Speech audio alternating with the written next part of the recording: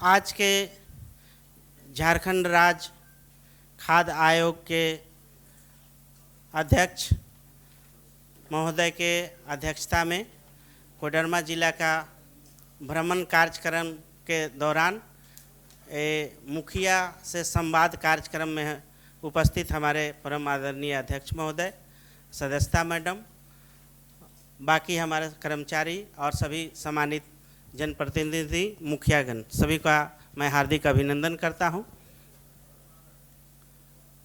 इस कार्यक्रम को शुरुआत करने से पहले मैं अनुरोध करता हूं, नयन कुमार डीएससी सर को बुके देकर सम्मानित करेंगे।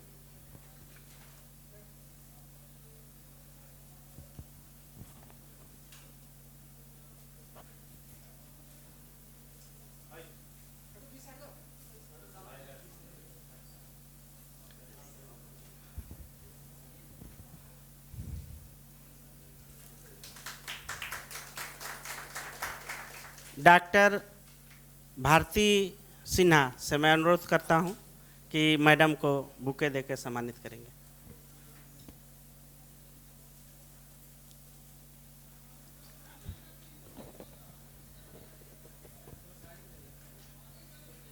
संतोष, इस कार्यक्रम का शुरुआत दीप प्रज्वलन से करेंगे, जल्दी से सहयोग करें। वो दे दिए हैं सर, सभी मुखिया को दे दिए हैं। ये कंट्रोल ऑर्डर है जो किन्हीं का है, जल्दी करो।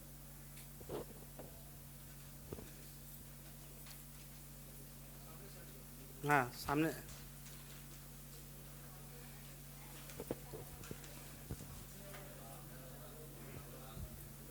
सर से अनुरोध है कि दीप प्रज्वलन कर इस कार्यक्रम की शुभारंभ करें। ताली। मैडम से अनुरोध है।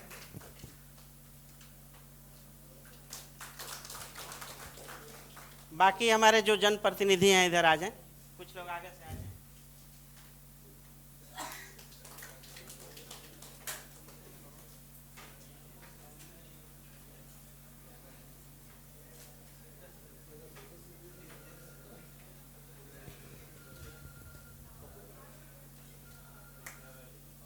कपूर है जी।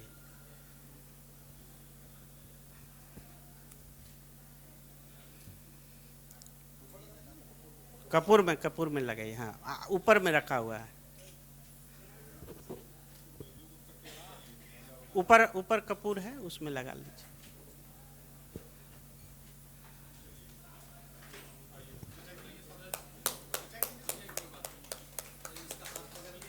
हाँ, संतोष, इसको साइड में ये करिए। आज जो यहाँ कार्यक्रम होने वाला है, हम लोग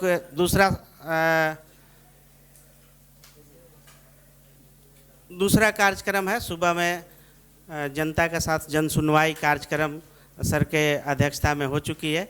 हम जल्दीबाजी में आज जो यहाँ हम लोग करने वाले हैं उसका ब्लूप्रिंट आपके सामने रखते हैं। सबसे पहले हमारे जो विभाग जो खाद्य आयोग से संबंधित हैं, वो आईसीडीएस, शिक्षा विभाग, स्वास्थ्य विभाग और आपूर्ति, इन पदाधिकारियों का प्रबोधन होगा। वो आपको जानकारी दी जाएगी उनके विभाग से क्या क्या योजना चलती है। उसके बाद मैडम का एक प्रबोधन होगा और अंत में परम आदरणीय अध्यक्ष महोदय का अध्यक्षीय प्रबोधन होगा। उसके बाद दूसरा आप लोगों से जनप्रतिनिधि हमारे सम्मानित मुखिया से संवाद कार्यक्रम होगा। अगर किसी तरह का आपको डाउट्स होगा, कुछ पूछना होगा, तो आप हमारे यहाँ जो पदाधिकारी हैं उनसे या सर से या मैडम से डायरेक्ट आप सवाल पूछेंगे और यहाँ से जवाब दी जाएगी। तो ये उस कार्यक्रम आज हम लोग यहाँ करने वाले हैं। इसके कार्यक्रम को आगे बढ़ाते हुए, ज़्यादा देर नहीं करते हुए, मैं अनुरोध करता हूँ कि परियोजना जिला परियोजना पदाधिकारी श्रीमती आरती जी आएँ और अपने संक्षेप में जो आईसीडीएस में योजना चल रहा है उसके बारे में प्रबोधित करें। धन्यवाद। धन्यवाद सर। आज के इस कार्यक्रम में उपस्थित हमारे माननीय अध्यक्ष झारखंड राज्य खाद्य आयोग, माननीय सदस्य झारखंड राज्य खाद्य आयोग, मंच पर आसीन हमारे अन्य पदाधिकारीगण और मंच के सामने बैठे हमारे सम्मानित सभी मुखियागण, इस कार्यक्रम में मैं आप सभी का स्वागत करती हूँ। मेरा नाम आरती कुमारी है। मैं जिला समाज कल्याण पदाधिकारी कोडरमा के पद पर पदस्थापित हूँ। कोडरमा जिला में 751 आंगनबाड़ी सेंटर संचालित हैं और इन आंगनबाड़ी केंद्रों के माध्यम से 4 कैटेगरी के लाभुकों को पोषाहार का लाभ दिया जाता है। 6 माह से 3 वर्ष के बच्चे, 3 वर्ष से 6 वर्ष के बच्चे, गर्भवती महिलाएं और धात्री महिलाएं। 6 माह से 5 वर्ष के जो बच्चे कुपोषित होते हैं उन लोगों के लिए अतिरिक्त राशन की भी व्यवस्था की गई है हमारे विभाग के द्वारा। मैं ये बताना चाहूँगी कि हमारे विभाग के द्वारा आपूर्ति की जाने वाली पोषण सामग्री, जिसमें शिशु आहार, अपौष्टिक मीठा दलिया, ये 6 माह से 3 वर्ष के बच्चों के लिए हर एक माह आता है। 2 पैकेट शिशु आहार और 2 पैकेट पौष्टिक मीठा दलिया प्रति माह प्रत्येक बच्चे के लिए। जो कुपोषित बच्चे हैं उन लोगों के लिए शिशु आहार 3 पैकेट और पौष्टिक मीठा दलिया 3 पैकेट। जो गर्भवती महिलाएं हैं और धात्री महिलाएं हैं उन लोगों के लिए पौष्टिक मीठा दलिया 2 पैकेट और पौष्टिक नमकीन दलिया 2 पैकेट प्रति माह आंगनबाड़ी केंद्र के माध्यम से वितरण किया जाता है। इसके अलावे हमारे आंगनबाड़ी केंद्र पे आने वाले 3 से 6 वर्ष के जो बच्चे होते हैं उन लोगों को गर्म ताज़ा पोषाहार दिया जाता है, जिसमें सुबह के टाइम में सूजी का हलवा दिया जाता है। सूजी की मात्रा होती है 15 ग्राम, चीनी 7 ग्राम और घी 3 ग्राम। इसके बाद बीच में बच्चों को बादाम और गुड़ दिया जाता है। 5 ग्राम बादाम है और 8 ग्राम गुड़ है। इसके बाद जब शाला पूर्व शिक्षा देते हैं, सेविकाओं के द्वारा शाला पूर्व शिक्षा दी जाती है और बच्चों को घर जाने से पहले खिचड़ी दिया जाता है। खिचड़ी में 75 ग्राम चावल, 25 ग्राम राहड़ दाल, 40 ग्राम आलू और 4 ग्राम तेल। हरी सब्जी की जो मात्रा होती है प्रत्येक लाभुक 50 पैसा प्रतिदिन के दर से खिचड़ी में ही मिलाई जाती है। किसी किसी केंद्रों में मैंने अपने भ्रमण के दौरान भी देखा है कि खिचड़ी के जगह पे सेविकाएं दाल भात सब्जी भी देती हैं, तो उसके लिए भी कोई दिक्कत नहीं है। हमारे विभाग के द्वारा हालांकि खिचड़ी देने की बात कही गई है और संकल्प में भी यही है, बट ग्रामीणों के मांग, लाभार्थियों के मांग और बच्चों के टेस्ट में अंतर को देखते हुए सेविकाओं के द्वारा ये अलग से व्यवस्था की जाती है कि चावल दाल सब्जी भी दी जाती है। ये पोषाहार से संबंधित है।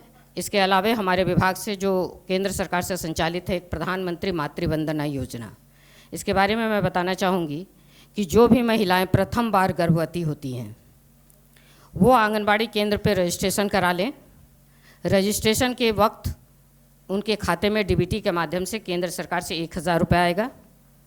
जब 6 माह के बाद प्रथम एएनसी के लिए वो हमारे आंगनबाड़ी केंद्र पे आएंगी तो उनको 2000 रुपया डीबीटी के माध्यम से जाएगा, और जब बच्चा पैदा हो जाएगा और उसका संपूर्ण टीकाकरण हो जाएगा तब उस माँ के खाते में पुनः 2000 रुपये की राशि दी जाएगी। इस वर्ष से केंद्र सरकार के द्वारा दूसरी बच्ची, अगर दूसरा प्रसव उसमें अगर बच्ची पैदा होती है तो बच्ची का संपूर्ण टीकाकरण होने के बाद एक मुश्त उस माँ के खाते पे 6000 रुपये की राशि दी जाएगी। अभी जस्ट शुरू हुआ है, ये चिट्ठी आई है और हम लोग लगातार VC के माध्यम से ये कार्य कर रहे हैं और ऑनलाइन एंट्री हो रही है। चूँकि सर्वर में कुछ प्रॉब्लम है इसलिए सेकंड इशू का अभी तक कोई भी एंट्री नहीं हुआ है, बट अगर इस तरह की माँ हैं जिनका सेकंड इशू गर्ल्स चाइल्ड है, लड़की पैदा हुई है और उसका टीकाकरण हो गया है, तो आप अपने MCP कार्ड के साथ आंगनबाड़ी सेविका का संपर्क करें और ऑनलाइन अपना आवेदन एंट्री कराएं ताकि आपको वो राशि मिल जाए। धन्यवाद। शिक्षा विभाग से DSC नयन कुमार अपने विभाग के बारे में, योजनाएं के बारे में बताएं। Thank you sir. आज की झारखंड राज्य खाद्य आयोग की संपन्न मुखिया के साथ संवाद बैठक में माननीय अध्यक्ष, सदस्य महोदया, सभी पदाधिकारीगण तथा सभी सम्मानित पंचायतों के मुखियागण का आज की बैठक में हार्दिक अभिनंदन करता हूं। मैं जिला शिक्षा अधीक्षक विद्यालयों, सरकारी विद्यालयों में संचालित मध्याह्न भोजन योजना के बारे में कुछ तथ्यों को रखना चाहूँगा। जैसा कि आप सभी जानते हैं कि विद्यालयों में मध्याह्न भोजन योजना संचालित की जा रही है। सभी विद्यालयों में एसएमसी का गठन है, उसी की एक उप समिति होती है, माता समिति, जिसमें से संयोजिका एक रहती है, जिसके माध्यम से ये गतिविधियां संचालित की जाती है। आप लोगों के साथ एक पेज में शेयर किया हूं, जिसमें स्पष्ट लिखा हुआ है कि प्रतिदिन प्रति छात्र कितनी राशि का कुकिंग कॉस्ट के रूप में विद्यालय को दी जाती है। 1 to 5 के बच्चे रहते हैं, उनको 5.45 रुपीज़ और 6 to 8 के बच्चों के लिए 8.17 रुपीज़ ये कुकिंग कॉस्ट के रूप में दी जाती है। इसके अलावा एमडीएम के लिए चावल 1 to 5 के बच्चों के लिए 100 ग्राम प्रतिदिन और 6 to 8 के बच्चों के लिए 150 ग्राम प्रतिदिन एवं अन्य कैलोरी एवं प्रोटीन का भी जिक्र इस प्रोफॉर्मा में आप देख सकते हैं। साथ ही साथ विद्यालयों में अल्पाहार तो अभी नहीं चल रहा है, लेकिन पूरक पोषाहार के रूप में अंडा दिया जाता है। सप्ताह में 2 दिन सोमवार एवं शुक्रवार को बच्चों को अंडा देने का प्रोविज़न किया गया है। प्रति छात्र 6 रुपये की दर से राशि विद्यालय को भेजी जाती है। प्राथमिकता अंडा है, अंडे नहीं खाने वाले बच्चों को फल दी जाएगी, लेकिन कहीं कहीं ये दिख जाता है कि बच्चों को फल दिया जा रहा है। तो हम लोगों ने इस पर काफ़ी कठोर एक्शन भी लिए हुए हैं कि नहीं, बच्चों को अंडा ही मिलना चाहिए। इसका उद्देश्य होता है बच्चों में पोषण की कमी को दूर करना, छात्र छात्राओं को विद्यालयों में उपस्थिति को बढ़ाना, ड्रॉप आउट की दर को कमी करना, मानसिक विकास में सहायता देना।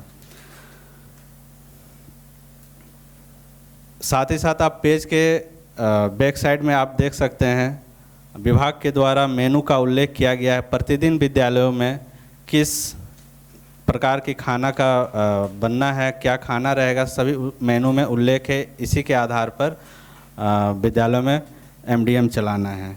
साथ ही साथ अभी मध्याह्न भोजन योजना के अंतर्गत पोषण वाटिका का विकास सभी विद्यालयों में किया जा रहा है। पोषण वाटिका का उद्देश्य है कि किचन गार्डन आप बनाइए, वहीं से आप सब्जी, हरी सब्जी, ताज़ी सब्जियां बच्चों को खिलाइए, ताकि उनमें जो पोषकता की कमी है उनको दूर किया जा सके। इसके लिए स्कूलों को राशि भी भेजी गई है, और जिनको नहीं गई है वो उनको अपने ग्रांट की राशि से विद्यालयों में पोषण वाटिका का निर्माण कर सकते हैं। ओवरऑल इस एमडीएम का उद्देश्य होता है बच्चों में जो ग्रामीण बच्चे होते हैं उनमें पोषणता की काफ़ी कमी होती है, जिनसे उनका मानसिक विकास नहीं हो पाता है। लेकिन ये मध्याह्न भोजन योजना के द्वारा हम इन टारगेट को अचीव कर सकते हैं। Thank you all.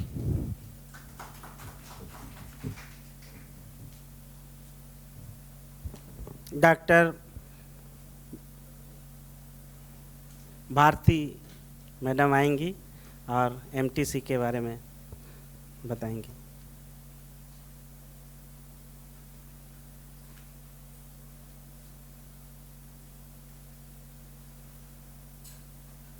Thank you. हमारे खाद्य आपूर्ति आयोग के सदस्य सर, अध्यक्ष सदस्य सर, और हमारी सदस्य मान्या सबनम मैम, हमारे उच्च अधिकारी और जितने भी हमारे जो मुखियागण सभी हैं, सभी को मैं जोहार करती हूँ। मैं डॉक्टर भारती शीना सदर अस्पताल कोडरमा में एज ए चाइल्ड स्पेशलिस्ट के रूप में कार्यरत हूँ, और मैं कुपोषण उपचार केंद्र को देख रही हूँ 10 सालों से।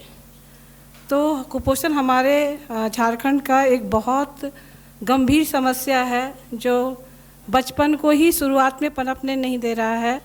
तो वो बड़े होकर वो स्वस्थ नागरिक नहीं बनेंगे, तो ये एक बहुत गंभीर समस्या है। इसमें हम लोग को जागरूक होना बहुत बहुत ज़्यादा ज़रूरी है। तो अभी मैडम जैसा बता रही हैं कि आंगनबाड़ी जो हमारे केंद्र हैं उसमें भी बच्चों का आहार, माता का आहार, गर्भवती माता का आहार, धात्री माता का आहार दिया जाता है। उसके बावजूद भी कुछ बच्चे या तो पैदाइशी कमज़ोर होते हैं या किसी बीमारी के कारण या गरीबी और भी कोई कारण या सही लाभ नहीं रहने के कारण या कुछ सब स्वच्छता का वातावरण अगर नहीं है, पानी का कहीं दिक्कत है, बहुत सारे कारणों जो और भी कारण हो सकते हैं जिसको दूर नहीं किया गया और बच्चे पीड़ित हो गए और कुपोषित हो गए, उनका उपचार हमारे केंद्र में जो और भी बीमारी से ग्रसित है, कुपोषण भी है, जिनका वजन कम है, जिनका लंबाई कम हो गया, तो कुपोषण चार तरह के हमारे यहाँ मतलब हम लोग ऐसा मानते हैं। जो बच्चे शुरुआत में तो पहले वो अंडर वेट होंगे, मतलब उनका सही पोषण नहीं हुआ और सही जितना उनका एनर्जी चाहिए वो इतना एनर्जी का खाना उनको नहीं मिला, तो बच्चे भीतर से कमज़ोर हुए।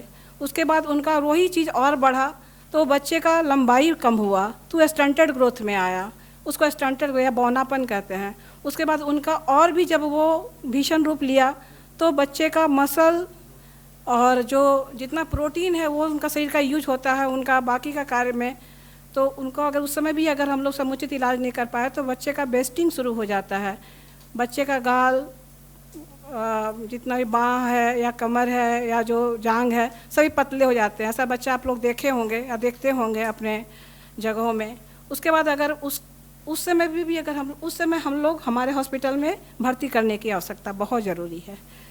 अगर उस समय हम लोग अगर इस चीज़ को थोड़ा भी अगर जागरूक ना अगर हो पाए और ना बच्चे का इलाज कर पाएँ तो बच्चे का दिमागी ग्रोथ, उनका लीवर, उनका किडनी, उनका हार्ट, सभी का मसल कमज़ोर होगा। फिर बच्चे को सुधारना और बच्चे को सही नागरिक बनाना बहुत दुर्लभ हो जाएगा। तो हम आप लोग से अनुरोध करते हैं कि हमारे यहाँ समुचित व्यवस्था है। माँ को माँ या जो भी दादी या नानी जो भी बच्चे को लेकर रहेंगी 0 से 5 साल का, अभी हम लोग नया में अभी हम लोग का यह भी ट्रेनिंग हुआ है, 0 से 6 महीने के बच्चे हमारे यहाँ 32% कुपोषित हैं, जो कि बहुत ही दुखद बात है क्योंकि कम एज में शादी हो रही है। माँ जो है वो जब प्रेगनेंसी के समय में अगर उनका अच्छा खान पान नहीं हुआ है या उनका सही एंटीनेटल चेकअप जो प्रेगनेंसी के दरमियान जो चेकअप होता है, कोई बीमारी कोई परेशानी रह गई तो बच्चे लो बर्थ वेट के कम वजन के बच्चे पैदा होते हैं या समय से पहले बच्चे पैदा होते हैं, वो बच्चे कुपोषित आगे जाके हो जाते हैं। तो उन बच्चों को भी हम अपने कुपोषण उपचार केंद्र में भर्ती करेंगे और करना है। तो आप लोग को ये कृपया इस तरह का बात के लिए हम जागरूक कराना चाहते हैं कि अपने जगहों में जो इस तरह के बच्चे हैं जो कुपोषण से पीड़ित हैं, 0 से 6 महीना से नहीं, 0 से 5 साल के अंदर तक के बच्चे प्लीज़ आप लोग वहाँ पे भेजें और वहाँ हम लोग समुचित उपचार करेंगे ताकि उनकी ज़िंदगी एक स्वस्थ नागरिक की ज़िंदगी बने। हमारे यहाँ माँ को नाश्ता, खाना, रात का खाना फ्री मिलता है।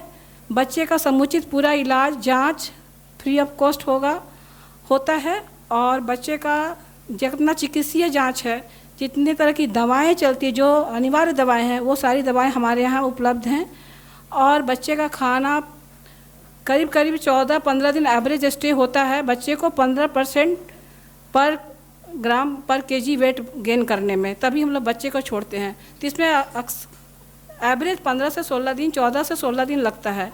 तो जो उन बच्चों को हम लोग उतना दिन का जो डाइट है वो अलग अलग स्टेज में हम लोग डाइट देते हैं। पहला 4 दिन में, फिर बच्चे का जब भूख आया तब, फिर भूख के बाद और बच्चे को जब छोड़ने के बाद 4 तरह का डाइट हम लोग देते हैं, जो प्रोटीन, कार्बोहाइड्रेट और फैट सारा चीज़ उसमें हम लोग का विभिन्न डाइट है जो हम लोग मेडिकली टर्म में रखते हैं।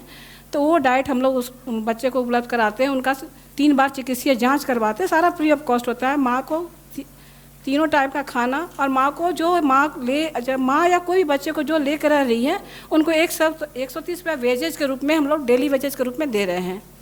फिर उस बच्चे को 4 बार लेके आना है 15-15 दिन पे। पहला बार जब लेके आएंगे तो भी 130 रुपया दिया जाएगा, उनको आने जाने का जो भी हो सकता है। तो इस तरह से 4 बार उनको फॉलोअप कराना है। तो हमारा MTC में इस तरह की सुविधाएं और सरकार काफ़ी बहुत जागरूक है। झारखंड सरकार, खासकर हमारे स्वास्थ्य के जितने भी हमारे उच्च पदाधिकारी लोग हैं, वो लोग कुपोषण को बहुत गंभीरता से, इवन केंद्र से भी बहुत इसको गंभीरता से लिया गया है। तो इसलिए हमारा आग्रह रहेगा कि आप लोग कुपोषित बच्चे को जितना से जितना हमारे कुपोषित उपचार केंद्र में भेजें। हम लोग समुचित इलाज करने के लिए और हम लोग पूरी सहायता करने के लिए हम लोग तत्पर हैं। धन्यवाद।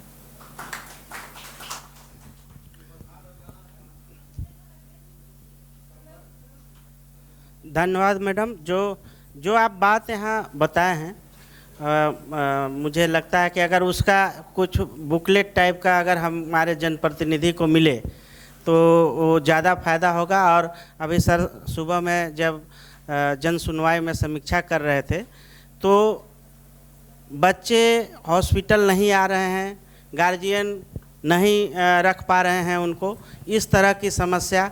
और हम लोग को जो कोऑर्डिनेशन मीटिंग में भी डीसी साहब जब मीटिंग लेते थे तो इस पर काफ़ी डीसी साहब का फोकस रहता था।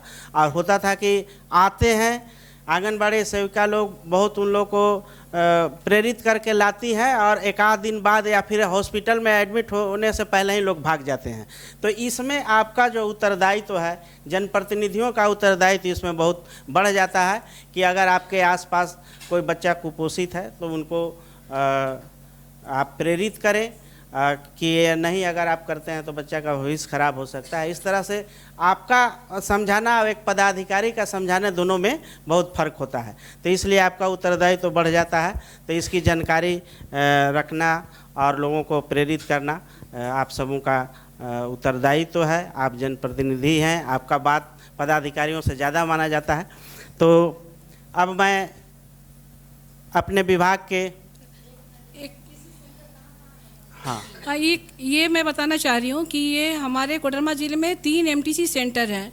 हमारे सदर अस्पताल कोडरमा में, डोमचांच रेफरल हॉस्पिटल और सतगांवा में, जहाँ 10 बेड्स के हैं, लेकिन हम लोग 1-2 बेड एक्स्ट्रा भी रखते हैं। तो 10 बेड्स हम चाहते हैं, हम लोग सभी चाहते हैं, हमारे उपायुक्त भी चाहते हैं, हमारे स्टेट से भी लोग चाहते हैं हमारा 10 बेड्स हमेशा भरा रहे। इसके लिए आप लोग सहायता करें तो मतलब हमारा बेड खाली ना जाए और हम लोग जितना अधिक कुपोषित बच्चे का, क्योंकि हमारा कोडरमा में भी करीब 36% कुपोषण अभी है, तो हमको जितना जल्दी इसको हमको जितना मतलब तरह से इसको उत्साहित करके भेजने का कष्ट करें और वो लोग वहाँ ठहरे और उनको सारा हम लोग जो भी लाभ देना है दें और उनका बच्चा स्वस्थ होकर जाए। ये हमारे लिए बहुत खुशी की बात होगी और गर्व की बात होगी। तो पूरे जिला में 30 बच्चे एक साथ रह सकते हैं एक समय में। अभी कितने हैं?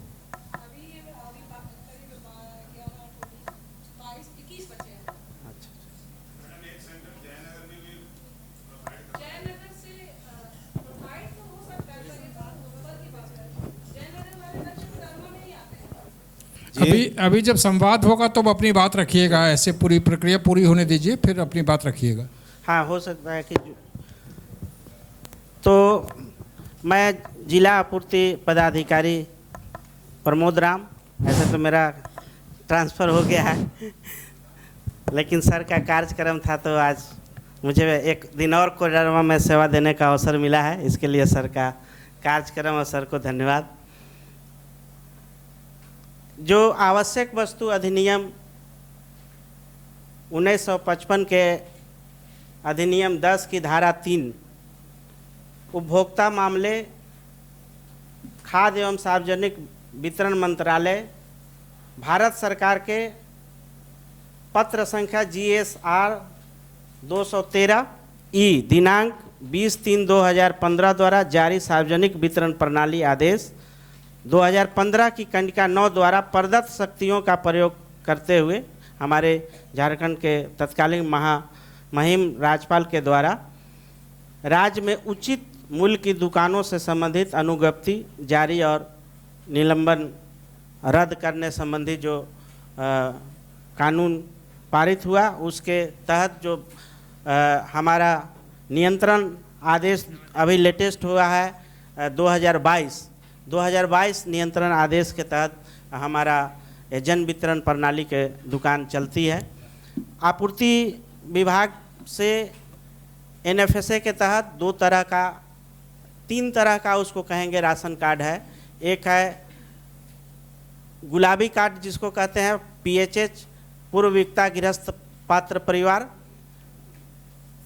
दूसरा है अंत्योदय अन्न योजना अंतर्गत जो पीला कार्ड हम लोग समझते हैं उसको ठेठ भाषा में, और एक है संपन्न व्यक्ति के लिए सफ़ेद कार्ड। उसमें सुविधा किरोसिन तेल का 1 लीटर पर मंथ का सुविधा दिया जाता है।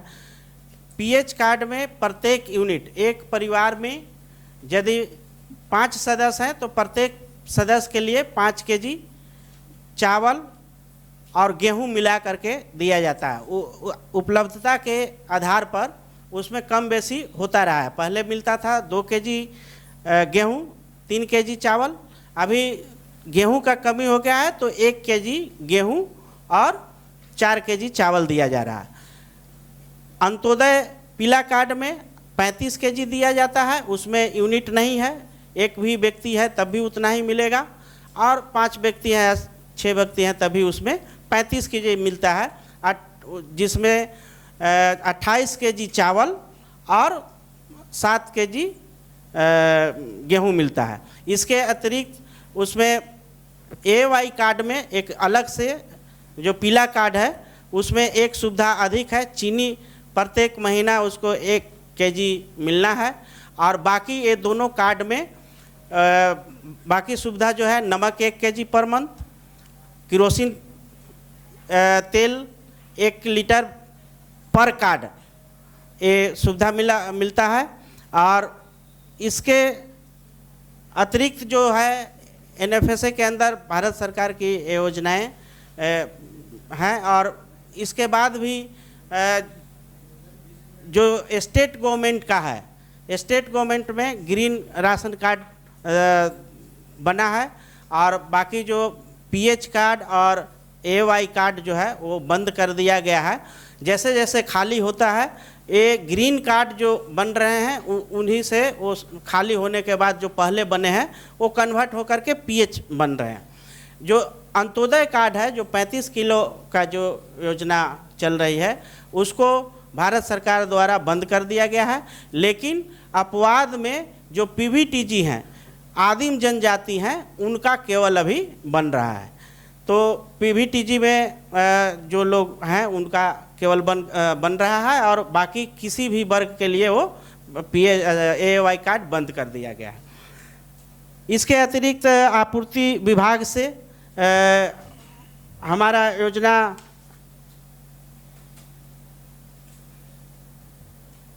PVTG के लिए जो हम लोग डाकिया योजना चला रहे हैं, वो उनको घर तक हम लोग को राशन पहुंचा करके देना रहता है। वो हमारे जो BSO होते हैं, प्रखंड आपूर्ति पदाधिकारी होते हैं, उसका वो डीलर के रूप में है, और वो उनको राशन घर तक पहुंचाते हैं। इसके अतिरिक्त हमारा मुख्यमंत्री दाल भात योजना इस विभाग से चलता है। हमारे पूरे ज़िले में 9 सेंटर हैं, 4 हमारा कोडरमा में है, आप बाकी सभी प्रखंड में 1-1 है। तो उसमें दाल भात के साथ सब्जी है, सोयाबीन और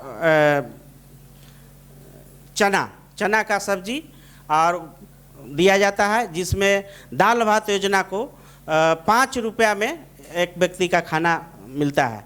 इसके अतिरिक्त यहाँ हमारे पूर्व उपायुक्त महोदय के प्रयास से हम लोग मॉडल दाल भात योजना शुरू किए हैं कि इसके अतिरिक्त अगर कोई अलग से कुछ खाना चाहता है, दही खाना चाहता है, या अभी तक तो मटन नहीं है लेकिन मुर्गा और अंडा का व्यवस्था हम लोग करवाए थे, तो उसका अलग से पेड करके वो खा सकते हैं। तो मॉडल दाल भात के रूप में वो पेड सिस्टम से दाल भात सब्जी के अतिरिक्त ये शुरू किया गया है। एक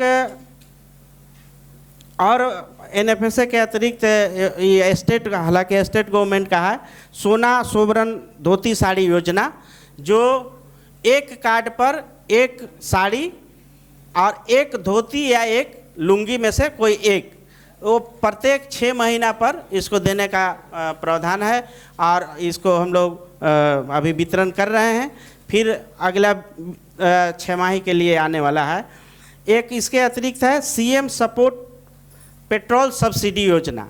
ये जब शुरू में लॉन्च हुआ था तो हम लोग काफ़ी इसमें लोगों को समझा बुझा करके और रजिस्ट्रेशन कराए थे, लेकिन बाद में समाज में इस तरह का भ्रांति फैलाया गया कि नहीं आपका राशन कार्ड कट जाएगा, और तो रजिस्ट्रेशन बंद हुआ।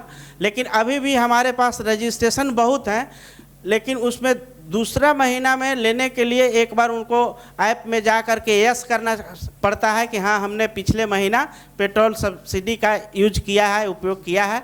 वो बहुत ही कम आ रहा है, जिसके कारण हम 250 से 300 के अंदर ही फ़ायदा पहुंचा रहे हैं। तो ये हमारा आपूर्ति विभाग का ये महत्वपूर्ण योजनाएं हैं। इसके अलावा मैं चाहता हूं कि राशन कार्ड किनका बने, क्योंकि अभी जो राशन कार्ड का टारगेट मेरे पास आया था, जो गाइडलाइन के अनुसार आप लोगों को हम लोग भेजे थे कि कार्यकारिणी से 2/3 बहुमत से आपको भेजना है। बहुत मुखिया जी लोगों ने भेज दिए हैं, वो कार्ड बनना शुरू भी हो गया है, लेकिन कुछ अभी भी बाकी है। तो मेरा अनुरोध होगा कि जिन पंचायतों में ये नहीं हुआ है वो भेजेंगे। तो ये जानना जरूरी है कि कार्ड किनको बनना है, कौन एलिजिबल है, पात्रता कौन रखते हैं। तो सभी व्यक्ति वैसे व्यक्ति जो किसी भी सरकारी संस्था में सर्विस नहीं करते हों, वह सेवानिवृत्त के बाद पेंशन नहीं प्राप्त करते हों, वो चाहे नगर पालिका हो या नगर निगम हो, चाहे सरकारी संस्था हो, विश्वविद्यालय हो, कहीं भी अगर वो नौकरी करते हैं या फिर रिटायर हैं और पेंशन पा रहे हैं तो उनको राशन कार्ड नहीं दिया जाएगा। इसमें प्राथमिकता में सबसे ज़्यादा प्राथमिकता, अगर आपके पास सीट कम है तो सबसे ज़्यादा प्राथमिकता देना है आदिम जनजाति को, उसके बाद विधवा, परित्यक्ता, दिव्यांग। अगर आपके पास मान लीजिए कि बहुत ऐसे गरीब आदमी हैं लेकिन 10 ही सीट है, तो 10 में अगर हम सबसे पहले देखेंगे कि आदिम जनजाति कोई है कि नहीं, तो उनको पहले प्राथमिकता देना है, फिर विधवा, परित्यक्ता और दिव्यांग को देना है, उसके बाद SC ST आता, फिर अदर्स। तो ये प्राथमिकता है वर्ग का। उनको 40% जिनके पास विकलांगता है, उसमें अधिकतर समय में होता क्या है कि लोग जब अप्लाई करते हैं तो गलती करते हैं। 40% का विकलांग हैं, उनके पास सर्टिफिकेट भी होता है, लेकिन जो कॉलम में टिक करना होता है कि आप किस तरह का हैं, तो वो लोग नहीं करके समान में कर देते हैं। तो उसका जो है समान में वो बहुत देरी से आता है उनका नंबर। तो ये जरूरी है कि अगर कोई दिव्यांग है या विधवा है तो उसमें उनका पति का डेथ सर्टिफिकेट लगाना पड़ता है। अगर SC ST क्लेम कर रहे हैं तो उनका प्रमाण पत्र लगाना पड़ता है। क्लेम करते हैं लेकिन वो लगाते नहीं हैं। तो उस परिस्थिति में अभी विभाग का कड़ा निर्देश है कि अगर कोई क्लेम SC का किया है और सर्टिफिकेट नहीं लगाए हैं तो उनको आपको रद्द करना है। तो वो रहते हुए भी लोग जानकारी के अभाव में वो अप्लाई करते समय वो कागजात भूल जाते हैं, जिनके कारण उनको फ़ायदा कम मिलता है। तो ये उसके अतिरिक्त कैंसर, कुष्ठ और एड्स के अतिरिक्त अन्य कहता है कि असाध्य रोग अगर है तो उनको देना है, बशर्ते कि वो फिर कोई सरकारी संस्थान में काम नहीं करते हो, सेवानिवृत्त नहीं हो। विधवा और ट्रांसजेंडर माने थर्ड जेंडर हैं, उनको भी प्राथमिकता देना है, लेकिन वो भी कोई सरकारी नौकरी या फिर सेवानिवृत्त नहीं हो, पेंशन नहीं पाते हो। इसके अतिरिक्त है कि वो इनकम टैक्स नहीं भरते हो, 4 व्हीलर या उससे अधिक गाड़ी उनके पास नहीं हो, 3 पक्का छत वाला मकान नहीं हो, उनके पास सिंचित क्षेत्र में 5 एकड़ और असिंचित क्षेत्र में 10 एकड़ से अधिक जमीन यदि किसी के पास है तो वो इसके लिए एलिजिबल नहीं है, वो राशन कार्ड के लायक नहीं है। बीमारी के केस में बहुत हम लोग को झेलना पड़ता है कि लोग दूसरे जगह से सर्टिफिकेट ला के देते हैं कि हम बीमार हैं, लेकिन वो कहता है कानून की सिविल सर्जन या उनके समकक्ष स्तर के पदाधिकारी का एक प्रमाण पत्र होना चाहिए कि हाँ ये असाध्य रोग से पीड़ित हैं। ये कोई भी पब्लिक वहाँ सिविल सर्जन के यहाँ नहीं जाते हैं। अगर कोई जाते भी हैं तो सिविल सर्जन के यहाँ से इसका सहयोग नहीं मिलता है। हम लोग को कई बार उन लोग को समझाना पड़ा है, जिसके कारण हम लोग देखते हैं कि सामने में बीमार आदमी है लेकिन उसका हम लोग मदद नहीं कर पाते हैं, क्योंकि सिस्टम अभी हो गया है कि जो पहले अप्लाई करेंगे और जो प्राथमिकता में रहेंगे उनका नंबर पहले आता है। अगर वो सामान्य में कर देते हैं तो उनका नंबर बहुत पीछे आ जाता है। और अभी हम लोग एक डिस्ट्रिक्ट यूनिट मान करके विभाग दिया है कि एक समय में हम 20 व्यक्ति को देख पाते हैं, तो जिसके कारण बहुत सारा समस्या उत्पन्न हो रही है। तो जो अगर योग्य हैं, अगर बीमार हैं तो उनको सर्टिफिकेट लगाइएगा तो ऑटोमेटिक और सबसे उनका प्राथमिकता ऊपर हो जाएगा। इसी तरह से SC ST और विधवा और विकलांग में है। तो ये जागरूकता फैलाने की है कि जिस तरह से आपके पीड़ित हैं तो उसका वो कॉलम है, उसमें अप्लाई करते समय वहाँ पर टिक लगा देने से उनका राशन कार्ड जल्दी बन जाता है। इसमें एकल वृद्ध का भी प्राथमिकता है। इसके साथ साथ जितने तरह का मिस्त्री हैं, इलेक्ट्रीशियन हैं, दर्जी हैं, मोची हैं, धोबी हैं, इस तरह का जो काम कर रहे हैं, कूड़ा चुनने वाले, भीख मांगने वाले, इनको प्राथमिकता दिया गया है, उनको बनाना है। तो ये है बनाने का। इसी तरह से ये अपवर्जन मानक जो है किसको आप हटा सकते हैं, ये बहुत ज़रूरी है, क्योंकि हम लोग को हर दिन जूझते रहे। हमसे ज़्यादा जनप्रतिनिधि आते हैं ऐड फैमिली का, नया राशन कार्ड का, तो वो वैकेंसी नहीं रहने के कारण वो हम लोग जोड़ नहीं पा रहे हैं। अभी ऐड फैमिली में हमारा BSO लॉगिंग से लेकर के DSO लॉगिंग तक लगभग 45,000 पेंडिंग हैं, और हमारा BSO अप्रूव कल निकाले हैं आंकड़ा 8,009 है। 8,009 लोग हमारा अप्रूवल दिया हुआ और जगह नहीं रहने के कारण क्यू में लगे हुए हैं। तो ये समस्या उत्पन्न हो रही है। तो इसके लिए ये ज़रूरी है कि जो संपन्न व्यक्ति हैं, जो बहुत ऐसे हैं जो लोग आते हैं बोलते हैं कि नहीं गरीब आदमी का राशन कार्ड नहीं है, संपन्न आदमी का है, तो वो गुप्त सूचना हम लोग को ऑफिस में दें। इसके पहले हम लोगों ने DC साहब से कार्ड सरेंडर के लिए आह्वान किए थे फ्री में कि आप जो भी संपन्न व्यक्ति हैं कार्ड सरेंडर करें। वो समय था 7 जून से 7 जुलाई तक, 1 महीना का था, लेकिन उसमें हम लोग को आशातीत सफलता नहीं मिला, क्योंकि हम चाहते थे कि संपन्न व्यक्ति कार्ड सरेंडर करेंगे तो ये जो हमारा ऐड फैमिली है और लोग जो गरीब लोग छूटे हुए हैं उनको हम लोग राशन कार्ड जल्दी से बना के दें। वो नहीं हो रहा है। तो इसमें जनप्रतिनिधि लोग से मेरा शिकायत ये है कि राशन कार्ड बनाने के लिए पैरवी करते हैं, लेकिन राशन कार्ड किसका कटे उसका पैरवी कोई नहीं करते हैं।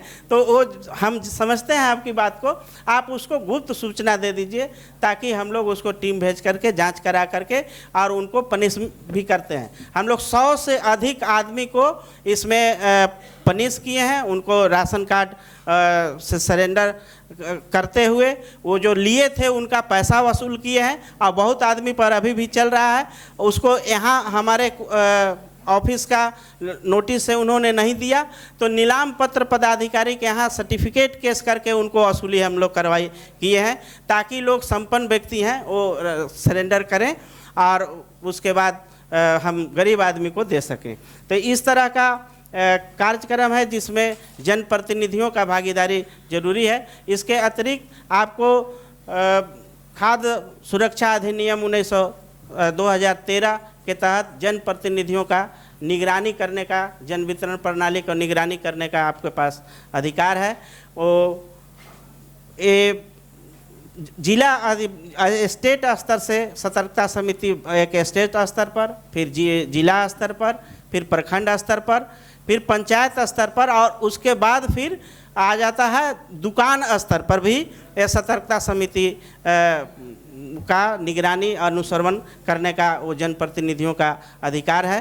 तो ताकि लोगों को किसी तरह का खराब अनाज या कम अनाज या किसी तरह का लोगों को समय से इस महीना से उस महीना नहीं हो, समय पर मिल जाए। एक चीज़ पहले था कि एक महीना का 2 बार समय दिया जाता था, जैसे अभी अगस्त है तो अगस्त में भी मिलेगा, सितंबर में भी मिलेगा।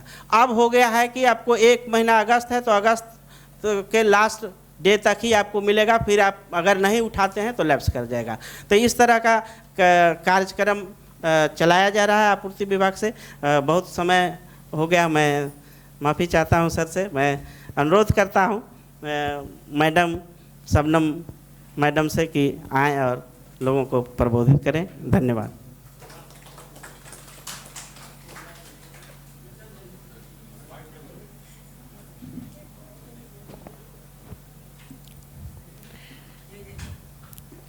रांची से चलकर आज कोडरमा जिला में मुखिया के साथ संवाद करने आए झारखंड राज्य खाद्य आयोग के अध्यक्ष श्री हिमांशु शेखर चौधरी सर, कोडरमा जिला के तमाम पदाधिकारीगण, कोडरमा जिले के विभिन्न पंचायतों से आए हुए मुखियागण एवं प्रेस के साथियों, अभी आप लोग काफ़ी देर से खाद्य सुरक्षा अधिनियम की विभिन्न योजनाओं के बारे में सुन रहे थे। अक्सर जब खाद्य सुरक्षा अधिनियम की बातें होती हैं तो लोग समझते हैं कि खाद्य सुरक्षा अधिनियम मतलब जो डीलर के यहाँ जो खाद्यान्न का वितरण होता है वही है खाद्य सुरक्षा अधिनियम। लेकिन आज आप लोग अच्छी तरह से समझ गए कि खाद्य सुरक्षा अधिनियम में सिर्फ पीडीएस ही नहीं आता है, बल्कि जो समाज कल्याण के द्वारा जो आंगनवाड़ी चलती है, जो स्वास्थ्य विभाग के द्वारा जो एमटीसी सेंटर चलता है, शिक्षा विभाग के द्वारा जो एमडीएम की योजना है, तो ये सारी योजनाएं खाद्य सुरक्षा अधिनियम के तहत आती है। और अगर कहा जाए कि जीवन की शुरुआत से लेकर जीवन के अंत तक खाद्य सुरक्षा अधिनियम से हम लोग बंधे हुए हैं, क्योंकि जब कोई महिला गर्भवती होती है उसी समय से उसे खाद्य सुरक्षा अधिनियम के तहत उसका लाभ मिलना शुरू हो जाता है।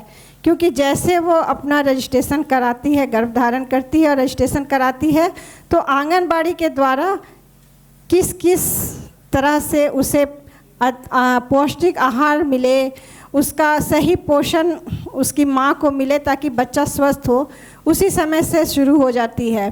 तो आप लोग को पता है कि आंगनबाड़ी से जब बच्चे का जन्म भी नहीं होता है उसी समय से वो खाद्य सुरक्षा अधिनियम के तहत आ जाता है और वहाँ से उसे सारी सुविधा मिलने लगती है 6 साल तक के बच्चों को। और जो उसकी माँ गर्भवती रहती है, जो उसकी माँ धात्री रहती है, उसे भी उस पूरक पोषक आहार दिया जाता है। उसके बाद जब बच्चा स्कूल जाने लग हो जाता है तो उसे शिक्षा विभाग के द्वारा एमडीएम के माध्यम से उसे स्कूल में गर्मा गर्म भोजन परोसा जाता है और उसके बाद पीडीएस के द्वारा उसे जीवन के अंत तक खाद्यान्न मिलता है। तो ये बेईमानी नहीं होगी अगर हम कहें कि जीवन की शुरुआत से लेकर जीवन के अंत तक खाद्य सुरक्षा अधिनियम से सभी बंधे हुए हैं। गड़बड़ियाँ कहाँ होती है? हमारे आयोग में अक्सर ये शिकायत आता है कि हम लोगों को पीडीएस के जो डीलर होते हैं वो कम खाद्यान्न उपलब्ध कराते हैं। कभी जिसे 25 किलो मिलना है उसे 22 किलो ही मिलता है, जिसे 35 किलो मिलना है उसे 30 किलो ही मिलना है। तो गड़बड़ियाँ होने का जो मुख्य कारण है कि जो ई पॉश मशीन से जो रसीद निकलता है उसे लाभुक लेते नहीं हैं या 2 दिन पहले ही अंगूठा लगाते हैं और रसीद लेकर चले जाते हैं। उसे बोला जाता है कि आप 2 दिन बाद आइएगा, उसके बाद आप राशन ले लीजिएगा। तो आप अपने पंचायत के लाभुकों को ये श्योर कराइए कि जब तक आप लोगों को राशन नहीं मिलता है अंगूठा नहीं लगाएंगे। अंगूठा लगाने के बाद पर्ची ज़रूर लेंगे, क्योंकि पर्ची में मात्रा लिखी होती है कि किस कार्ड में कितना अनाज मिलना है। जब उससे मिलान होगा कि हमें जो पर्ची मिली है जिस मात्रा में हमको अनाज मिला है उतना ही अंकित है या उससे ज़्यादा अंकित है और राशन कम मिला है, तो वहीं पे विरोध किया जाए। और अगर लाभुक वहीं पे डट जाए कि हमें जितना मात्रा में राशन मिलना है हमें उतना जब तक मिलेगा नहीं हम अंगूठा नहीं लगाएंगे, तो आधी जो शिकायत है वहीं पे दूर हो जाएगी। अभी बहुत सारी बातें आप लोगों ने सुन ली है, तो मैं अध्यक्ष महोदय से आग्रह करूंगी कि सर आप विस्तार पूर्वक बातें रखें, क्योंकि समय बहुत ज़्यादा हो गया है। तो मैं अपनी बातों को शॉर्टकट में ही समाप्त करती हूँ। जय हिंद, जय झारखंड। सर आइए, सर का स्वागत है। हाँ।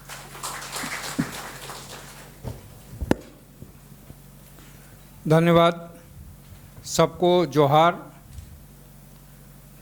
मैं सबसे पहले आप लोगों को ये बताना चाहता हूँ या बताया जाना चाहिए कि ये कार्यक्रम हो क्यों रहा है, आप लोगों को बुलाया क्यों गया है। आप लोगों को बुलाया इसलिए गया है कि मैं ये मानता हूँ कि हर पंचायत का मुखिया इस समाज का नींव होता है। समाज कैसा बनेगा ये मुखिया के ऊपर निर्भर करता है। अगर मुखिया अपने कामों के प्रति जवाबदेह नहीं हो, अपने पंचायत के लाभुकों के अधिकारों के प्रति संवेदनशील न हो, तो ना तो हमारा पंचायत समृद्ध हो सकता है, और जब तक पंचायत समृद्ध नहीं होगा तब तक हम किसी जिले के समृद्ध होने की उम्मीद नहीं कर सकते हैं, और जब तक जिला समृद्ध नहीं होगा तब तक राज्य समृद्ध नहीं होगा, और जब तक राज्य समृद्ध नहीं होगा तब तक देश समृद्ध नहीं होगा। आप लोगों को ये एहसास कराने आए हैं हम कि आप लोग सिर्फ मुखिया नहीं हैं, बल्कि आप इस समाज की नींव हैं। आपका मजबूत होना जरूरी है। और हमारे बड़े बूढ़े भी कहा करते थे, कई विद्वान भी ये कहा करते हैं कि उसके लिए, विकास के लिए या अधिकार प्राप्त करने के लिए शिक्षा जरूरी है। मैं शिक्षा, शब्दों की शिक्षा या डिग्री वाली शिक्षा की बात नहीं कर रहा हूँ। मैं बात कर रहा हूँ आपको आपके अधिकार जानने संबंधित शिक्षा। मतलब आप इस आशय के लिए शिक्षित रहें कि आपका अधिकार क्या है।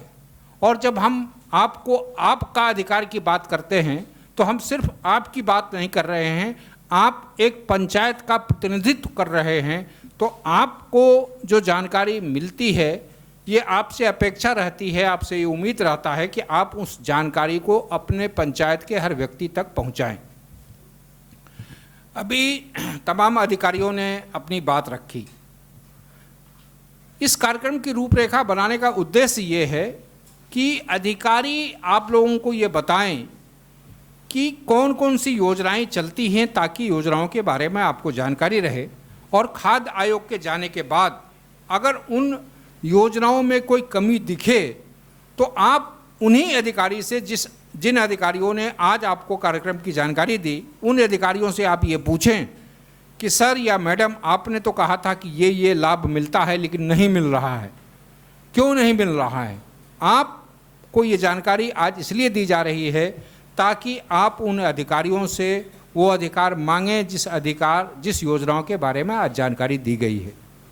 और मैं आप लोगों से करबद्ध तरीके से क्षमा याचना के साथ एक बात कह रहा हूँ, चूँकि साफ गोई और पारदर्शिता मेरी कमजोरी है कि मैं अब तक 12 से 14 जिला भ्रमण कर चुका हूँ, लेकिन सबसे ज़्यादा निराशा आपके ज़िले में हुई है।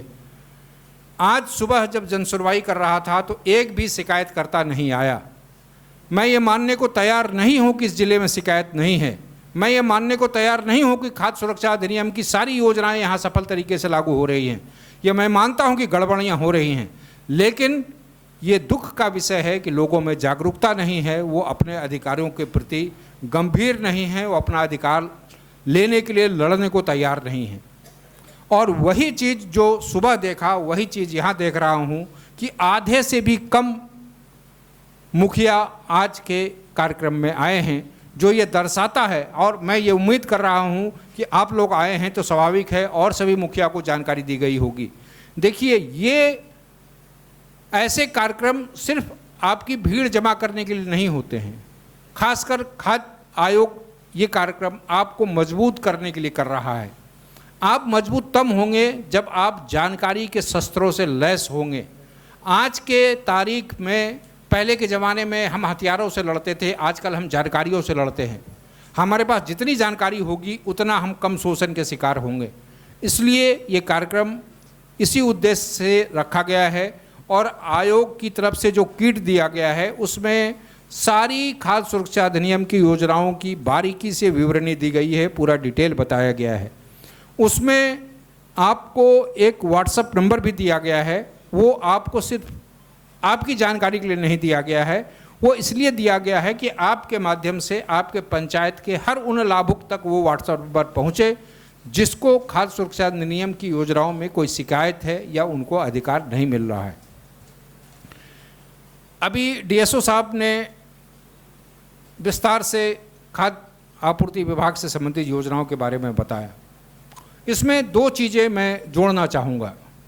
पहली कि जैसे इन्होंने कहा कि राशन कार्ड किन का नाम हटाया जाना चाहिए, नाम हटाने के बाद ही नई वैकेंसी बन सकती है। इसमें एक सवाल आप लोगों को ये आएगा कि अगर आपके इलाके में कोई आदमी आपको ये दिखता है कि वो खाद्यान्न का संकट है, उसको भोजन का संकट है, उसको राशन का संकट है और उसका राशन कार्ड नहीं बन पा रहा है, उसका ग्रीन कार्ड भी नहीं बन पा रहा है, उसका और भी कार्ड नहीं बन पा रहे हैं कि कोई प्रशासनिक दिक्कत है या तकनीक की दिक्कत है, तो आपके मन में ये सवाल उठ रहा होगा तो क्या हम अपने उस ज़रूरतमंद को भूखे मरने छोड़ दें अगर उसका राशन कार्ड बनने में दिक्कत है? तो आप लोगों को जानकारी होनी चाहिए कि आप लोगों के लिए हर पंचायत में आकस्मिक खाद्यान्न कोष है। ये खाद्यान्न कोष 10,000 रुपये का हर पंचायत में रहता है, जिससे आप किसी भी ज़रूरतमंद को बाज़ार दर से चावल या अनाज कुछ भी खरीद कर आप उपलब्ध करा सकते हैं। और अगर आपका वो 10,000 रुपये खर्च हो गया तो ज़रूरी नहीं है कि आप ये वैसा फंड नहीं है कि एक बार आप ख़त्म कर लिए तो साल भर में 10,000 ही मिलेगा। 10,000 आपने ख़त्म कर लिया तो आप वीडियो को आप बताएंगे कि हमने अमुक अमुक आदमी को इतने राशन दे दिया, मेरा 10,000 ख़त्म हो गया, तो फिर आपको और 10,000 रुपये दिए जाएंगे। मतलब कहने का सार ये है कि किसी भी स्थिति में पैसे के अभाव में किसी को खाद्यान्न का संकट ना हो पाए, सरकार ने ये योजनाएं बनाई हैं। दूसरी बात जो मैं हर ज़िले में कहता हूँ, इसलिए कहता हूँ कि ये कहना ज़रूरी है। देखिए, अधिकारी आज इस ज़िले में हैं, जैसा डीएसओ ने कहा कि इनका तबादला हो गया है, ये चले जाएंगे। ये इनके इस ज़िले से जो इनकी जिम्मेवारी थी उस जिम्मेवारी का निर्वहन इनका ख़त्म हो गया। और भी जो जितने अधिकारी यहाँ बैठे हैं, आज हैं, कल दूसरे ज़िले में होंगे, फिर कोई आएंगे, फिर जाएंगे। अधिकारी आते जाते रहेंगे, लेकिन आप स्थायी हैं, आपको कहीं नहीं जाना है। आपका आपके समाज के साथ शाश्वत संबंध है। जब तक धरती रहेगा तब तक आपका आपके समाज से संबंध रहेगा। इसलिए आप ये मानिए कि अगर आपका समाज खराब होता है तो ये पीढ़ी नहीं, आने वाली पीढ़ी भी आपको कोसेगी कि आपको मौका मिला था, आप अपने समाज को समृद्ध नहीं बना पाए, आप उसको उसका अधिकार नहीं दिला पाए। इसलिए मैं ये कहता हूँ कि सिर्फ अधिकारी के भरोसे मत रहिए, आप अपने अधिकार के लिए लड़िए, अपने लोगों को अधिकार के लिए लड़ने के लिए प्रेरित कीजिए। उनको ये बात बताइए कि अधिकार ये तुम्हारा है, तुम पर अधिकारी एहसान नहीं कर रहे हैं, ये तुम्हारा अधिकार है, तुमको मिलना है। इसलिए ये भाव अपने लोगों में जगाइए। लोग शिकायत करने के लिए आगे आएँ, अपने अधिकारों के लिए लड़ें, ये भाव आप लोगों को जगाना होगा। दूसरी चीज़, मैं ये हर जगह कहता हूँ कि आप लोगों के पास तमाम तरह के फ़ंड आते होंगे, तमाम तरह के नाली, सड़क, तमाम और भी तरह के काम के लिए आपके पास फंड आते होंगे। वो आप अपने विवेक से आपको जो उचित लगता है, जैसे लगता है वो कीजिए, ये आपका विशेषाधिकार है। मैं सिर्फ आप लोगों से करबद्ध आग्रह कर रहा हूँ कि आप लोग भी जानते हैं, ये हमारे ग्रंथों में भी लिखा है और अमूमन हर धर्म ये कहता है कि मनुष्य में ही ईश्वर का वास होता है। और खाद्य सुरक्षा अधिनियम में जितनी योजनाएं हैं वो समाज के सबसे गरीब व्यक्ति को समृद्ध करने के लिए, उसको ताकत देने के लिए योजनाएं बनी हैं। और यदि आप इस योजना को, इस अधिनियम को लागू करा देते हैं तो मतलब आप समाज में सबसे अंतिम व्यक्ति को मदद करते हैं। और जब आप उसको मदद करते हैं मतलब आप नारायण मतलब ईश्वर की सेवा कर रहे हैं। एक असहाय, कमज़ोर या जिसको अपने संसाधन से वो राशन नहीं जुटा पाता है या जुटाने की स्थिति में नहीं है, उसको मदद करना मतलब आप नर की सेवा कर रहे हैं और नर में ही नारायण बसते हैं, ये आप सब जानते हैं। इसलिए मैं ये कर रहा हूँ कि आप तमाम योजनाएं अपने कर्तव्य के निर्वहन के लिए कीजिए, लेकिन इस योजना का अनुपालन कराना आप अपना धर्म मानिए, क्योंकि ये इससे बड़ा धर्म और इससे बड़ा पुण्य आपको कहीं नहीं मिलेगा। ये हर धर्म ये कहता है कि गरीबों की सेवा सबसे बड़ी सेवा है। इसलिए आप लोगों से आग्रह है, आयोग इसलिए आया है कि इस बार जो आप लोगों की बेरुखी देखी, आप लोगों की संख्या कम देखी, उससे निराशा हुई। आगे से आएँ तो मैं ये उम्मीद करूँगा कि हम में काम करने से डर नहीं लगता है। मैं चाहता हूँ कि जितने अधिक शिकायत आएँ, मैं जितना काम करूँ उससे उतनी खुशी मिलती है। इसलिए आप लोग शिकायत करें, अपने अधिकार के लिए लड़ें। दूसरी चीज़ जो अन्य ज़िलों में मैं भूल जाता हूँ, मैडम याद दिलाती हैं हमारे मेंबर, तो मुझे याद आता है, इसलिए इस बार मैं नहीं भूल रहा हूँ। मैं हर ज़िले में खाद्य सुरक्षा अधिनियम को लागू करने में जो मुखिया बेहतर काम करेंगे या करेंगी, उनको फर्स्ट, सेकंड, थर्ड प्राइज दिया जाएगा। राज्य खाद्य आयोग का स्थापना दिवस 9 दिसंबर को होता है। पिछले साल हम लोगों ने बेहतर काम करने वाले डीजीआरओ अब क्या है ये, चूँकि आज एसी साहब की माँ की तबीयत खराब थी तो वो उपलब्ध नहीं है। एसी क्या होते हैं और डीजीआरओ क्या होते हैं ये बताना भूल गया, मैं वो बता देता हूँ। हर ज़िले के जो एसी होते हैं, एडिशनल कलेक्टर होते हैं, उसको राज्य सरकार ने डीजीआरओ बनाया है। डीजीआरओ मतलब डिस्ट्रिक्ट ग्रीवांस रिड्रेसल ऑफिसर, इसको हिंदी में कहते हैं जिला शिकायत निवारण पदाधिकारी। आप लोगों को यदि कोई शिकायत है तो आप लोग अपनी शिकायत या अपने लोगों को कहें कि जिले की शिकायत पहले जिला शिकायत निवारण पदाधिकारी को करें। अगर वहाँ से आपकी समस्या का या आपकी शिकायत का निदान नहीं होता है, तब या आप उस निदान से संतुष्ट नहीं होते हैं, तब आप खाद्य आयोग को शिकायत करें। आयोग के प्रति विश्वास बनाए रखें। आप लोगों की जो भी समस्याएं हैं उसका निदान करने के प्रति आयोग प्रतिबद्ध है। दूसरी जो एक बात आप लोग बार बार सुनते होंगे या सुनाया जाता होगा कि आपके ये समस्या सिर्फ आपके ज़िले में है, ऐसा नहीं है, लगभग हर ज़िले में ये बातें सामने आ रही हैं। डीलर ये कहता है कि हमको पीछे से अनाज कम मिलता है, इसलिए हम लाभुक को कम देंगे, नंबर 1।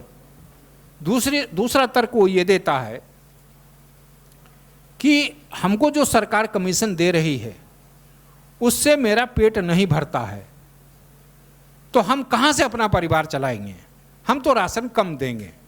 ये अमूमन तर्क ये लगभग हर जगह से आता है। तो आप उस डीलर से ये पूछिए, देखिए डीलर भी हमारे समाज के ही लोग हैं, वो कहीं दूसरे ग्रह से आए लोग नहीं हैं। उनकी भी समस्या, उनकी भी शिकायतों का समाधान करना आयोग की जिम्मेवारी है, विभाग की जिम्मेवारी है, राज्य सरकार की जिम्मेवारी है। लेकिन उनकी शिकायत जब तक दूर नहीं होती है तब तक उनको लूट की छूट नहीं दी जा सकती है।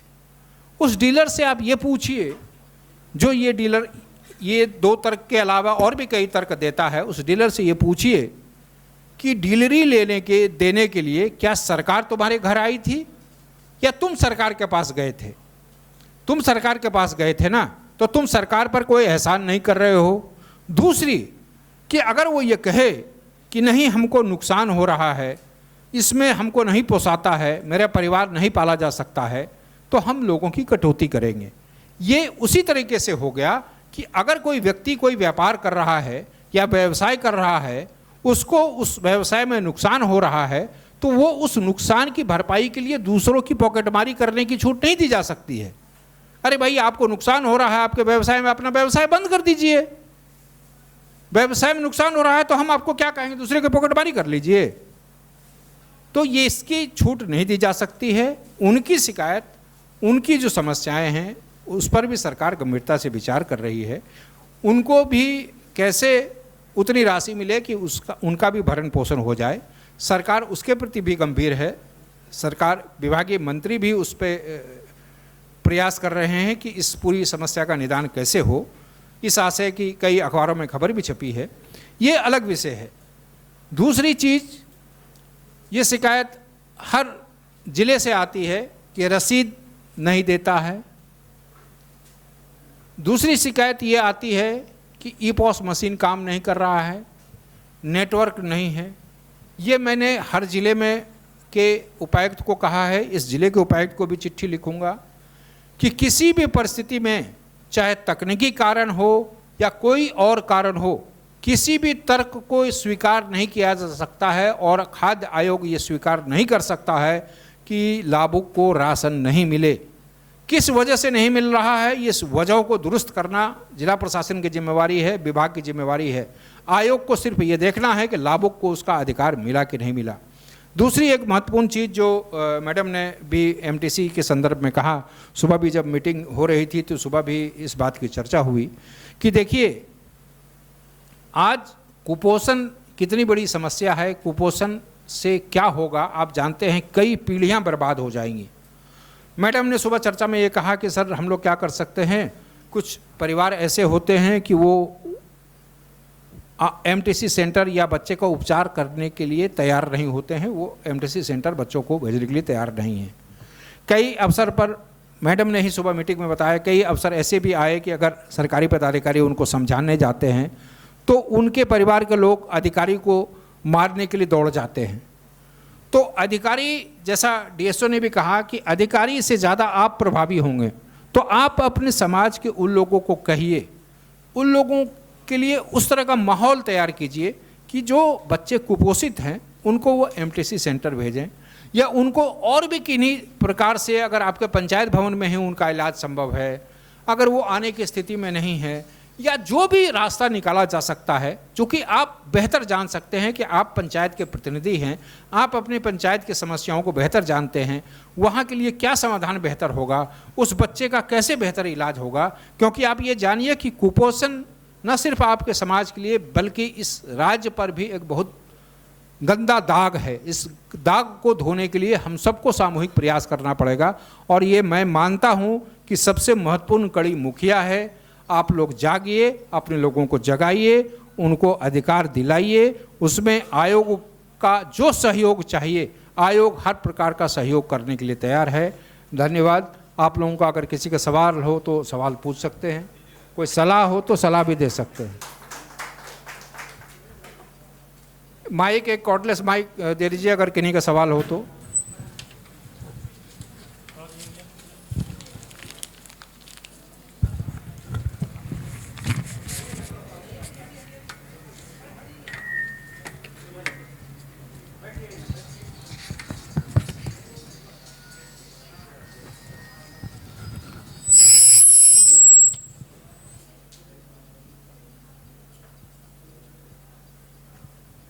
सर बोल रहे थे कि हमारे पंचायत से एक, अभी सर ने बताया डीओसे साहब कि 3 कमरा का मकान हो, उससे यदि ज़्यादा किसी का होता है उसको नहीं करना है।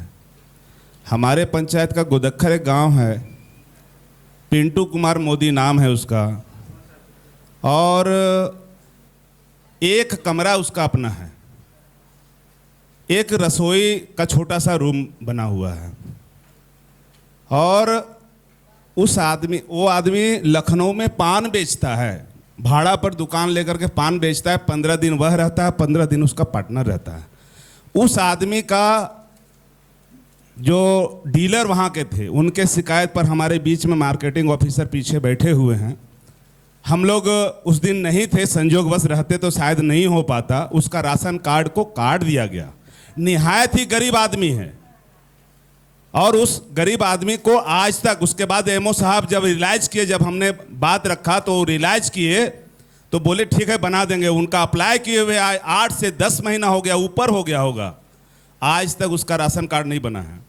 दूसरा, हमारे गांव का एक तरवन गांव है, उस गांव का एक ऐसा व्यक्ति जो शारीरिक रूप से बहुत कमज़ोर है, वो काम नहीं कर सकता है। वो पति पत्नी है और उसके 2 बूढ़े माँ बाप हैं और उसके 4 बच्चे भी हैं।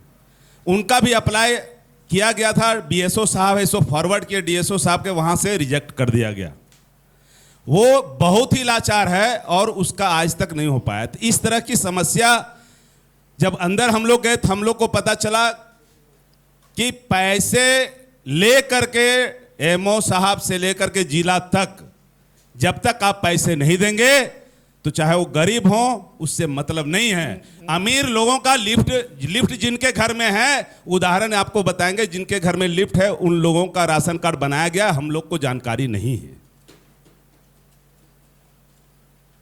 ठीक है, हो गया आपका सर ठीक। हम आपका एक एक करके जवाब दे देते हैं। देखिए, पहली चीज आपको ये स्पष्ट कर दें कि आपने जो कहा वो सही नहीं है, ऐसा मैं नहीं कह रहा हूँ। हो सकता है आपकी जानकारी सही हो, अधिकारी बिना पैसे के काम नहीं करते हैं, यह आपका मानना है। किन आधार पर आपका मानना है, किन जानकारी पर मानना है, मैं उसमें नहीं जा रहा हूँ। मैं सिर्फ ये कह रहा हूँ कि देखिए, नया राशन कार्ड तब तक नहीं बन सकता है जब तक नई वैकेंसी ना हो। नई वैकेंसी तब तक नहीं बन सकती है जब तक समृद्ध लोगों का नाम न काटा गया हो। ठीक। दूसरी जानकारी जो आप ये कह रहे हैं कि जिनके घर में लिफ्ट है उनके घर में राशन कार्ड है, तो क्या आपने शिकायत की? आपने शिकायत की? अगर शिकायत की तो आपकी शिकायत पर अगर कार्रवाई नहीं हुई तो आपने क्या आयोग को शिकायत की? किसी भी जानकारी को रख लेना और किसी निष्कर्ष पर पहुंच जाना यह आसान है, लेकिन उस समस्या से लड़ना होगा। अगर ऐसी परिस्थिति है, अगर अधिकारी ऐसा कर रहे हैं, तो यह आपकी और हमारी जिम्मेवारी है कि हम लड़ें, अधिकारियों को मजबूर करें कि नहीं, हमको हमारा अधिकार देना होगा। इसीलिए तो आयोग यह काम कर रहा है। आयोग आपके बीच क्यों आया है? हम और आप अधिकारी काम कर रहे हैं, अगर काम नहीं कर रहे हैं या उस अनुकूल काम नहीं कर रहे हैं जैसी अपेक्षा हम करते हैं, तो यह हमारी और आपकी जिम्मेवारी है कि उस पर निगरानी रखें।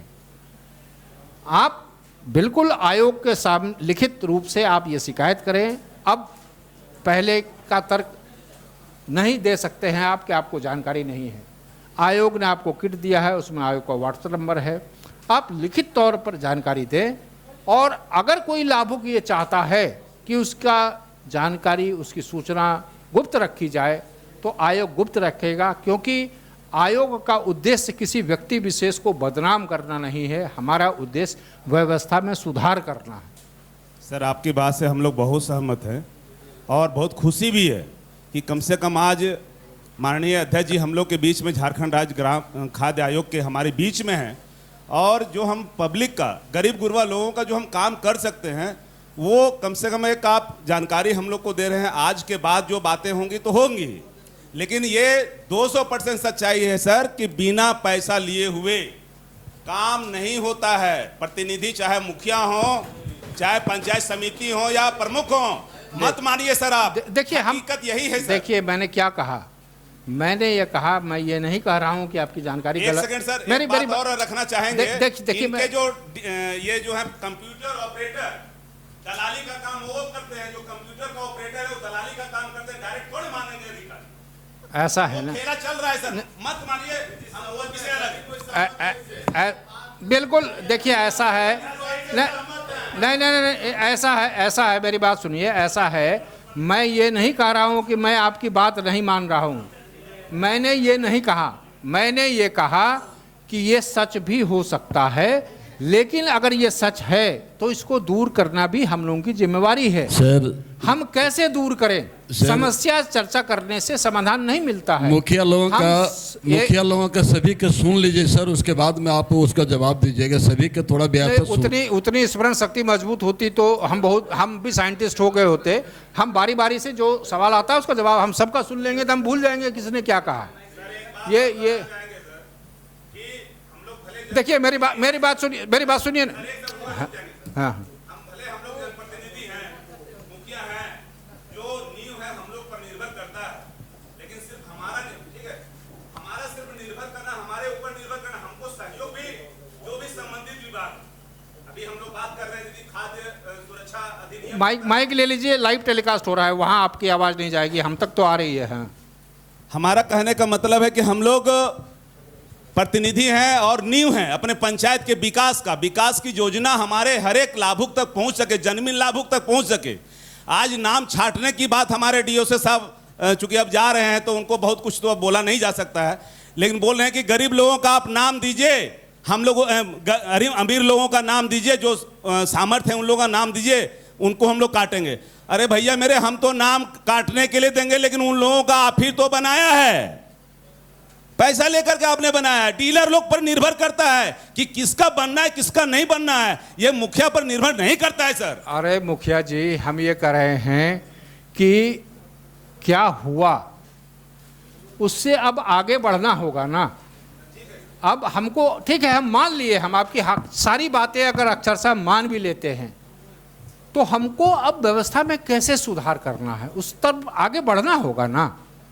अगर हो गया, अगर हमारे पिताजी से कोई गलती हो गई तो हम क्या करें, हम उसमें सुधारने का प्रयास करेंगे ना। तो हम ये करें कि व्यवस्था में अगर आपकी बात से हम सहमत हैं, आप आयोग को लिख के भेजिए। आप आयोग को एक बार, आयोग पर विश्वास करके तो देखिए, आप शिकायत तो करके तो देखिए। फिर नहीं होता है तो जैसे अधिकारियों को कोस रहे हैं वैसे कल आयोग को भी कोसिएगा, हम आपकी आलोचना को स्वीकार करेंगे। अब आप बैठ जाइए, आप केवल बारी बारी आप खड़े होइएगा तो और लोगों को अवसर नहीं मिले। नहीं नहीं नहीं, आप नहीं नहीं नहीं, ये एंडलेस, ये उचित नहीं है। नहीं नहीं नहीं, पहले सारे जब लोग, अरे सर मुखिया जी ऐसा, मुखिया जी मेरी बात सुनिए ना, ऐसा है जब सारे लोग वो हाथ उठाना बंद कर देंगे, फिर हम आपसे, जब तक आप कहेंगे हम आपकी बात सुनते रहेंगे, जब तक लोग खड़े हो। हाँ बोलिए बोलिए बोलिए। एमओ साहब पीछे बैठे हुए हैं, पंचायत समिति की मीटिंग में बोला गया कि जितने भी आपने हम लोग जब चुनाव जीते हैं, चुनाव जीतने से लेकर के अब तक उनके पहले क्या किए हैं हम पीछे नहीं जाना है, लेकिन जब से चुनाव जीते हैं तब से लेकर के अभी तक कितने लोगों का राशन कार्ड आपने बनवाया है, उसका आप हम लोग को एक लिस्ट दे दीजिए। आज तक लिस्ट नहीं दिए हैं एमओ साहब। नहीं, ये तो ऑनलाइन है, तो ये कौन सा दिक्कत है, ये तो ऑनलाइन है। अब तो वो जमाना है नहीं कि फाइल में चीजें रहती, ऑनलाइन है, आप लिस्ट निकाल ले। जैसे सारे मुखिया लोग सर ऑनलाइन, ऐसा ये है, बात बोल के फिर टालने वाली बात हो गई। यदि एमओ साहब हैं, उनके पास लिस्ट है तो एक कॉपी दिया ही जा सकता है। अरे मेरे मालिक, आप बाकी सर जैसी इच्छा सर, अगर आप कोरम सर, यदि हम लोग यहाँ कोरम पूरा करने के लिए समय अपना यदि 2 घंटा दिए हुए हैं यहाँ पर आपके निर्देश पर, तो हम चाहेंगे जिस मकसद से आप आए हैं वो मकसद इंप्लीमेंट हो सर। और यही सोच करके कि हम लोग खाद्य सुरक्षा अधिनियम। नहीं नहीं, एक सेकंड आप बैठिए। आप, ऐसा है, इतनी उत्तेजना से समस्या समाधान नहीं होता है। देश की आज़ादी के लिए भी 200 साल संघर्ष चला, रातों रात चीज़ें नहीं बदलती है। ऐसा है, मेरा ये कहना है कि आप पहला ये चाहते हैं कि नई कार्ड कब किनका बना, यही चाहते हैं ना, यही चाहते हैं। और क्या चाहते हैं आप? ऐसा है डीएसओ साहब, ये केवल उन्हीं मुखिया जी को नहीं, आप, ये आयोग आदेश दे रहा है कि आप सारे एमओ को, बीएसओ को ये ऑर्डर दीजिए कि पिछले या खासकर इनके जीतने के बाद, वर्तमान जो निर्वाचन हुआ है उसके बाद कितने लोगों का बना है, कितने लोगों का हटा है, वो सारी सूची हर मुखिया को उपलब्ध करा दीजिए। ठीक ठीक है, ठीक है। धन्यवाद। हेलो, आप आए और हम लोग माननीय बारी अध्यक्ष, देखिए आप लोग कम संख्या में आए हैं, लेकिन सबसे ज्यादा आप लोग आपस में ही लड़ रहे हैं। झारखंड राज्य खाद्य आयोग रांची के अध्यक्ष महोदय, निश्चित रूप से आप जिस बात को अभी थोड़ा सा हम लोग के प्रति में बोले हैं, जो भावना को बोले हैं, हम लोग इसको अपने खुद महसूस कर रहे हैं कि उपस्थिति कम है, लेकिन इसका सूचना गया है 8 दिन के पहले, 7 दिन के पहले सर हुआ जिसके चलते थोड़ा सा ही मिस्टेक हुआ है। और आज आपको हम बताते हैं कि हम लोग 2010 में भी मुखिया थे, इससे से बहुत थे जो कि 2010 के लोग भी मुखिया हैं। और उस समय हम लोग जो आपके खाद्य आपूर्ति विभाग से जो जाता था, वहाँ पर राशन जाता था डीलरों के बीच में, वो जा करके मुखिया देख करके उसको साइन करता था और इसको फॉरवर्ड करके वितरण करता था, समस्या सुनता था। लेकिन दुर्भाग्य है कि इस बार तो मुखिया लोगों को आपके विभाग से, हम लोग खाद्य आपूर्ति विभाग से, मानी जरा सा आज आपके माध्यम से हम लोग थोड़ा सा सम्मान मिला, लेकिन आज तक विभाग से एक मिला ही नहीं। ठीक, मैंने ये 100% को जरा सा भी हम लोग को नहीं निर्देश मिला हमें क्या करना है क्या नहीं करना है। किसी डीलर को अगर बोला गया है, को अगर वहाँ मुखिया बोल रहा है, कहते जहाँ जाना है जाइए ना, इस तरह के भाषा का प्रयोग करते हैं आपके डीलर।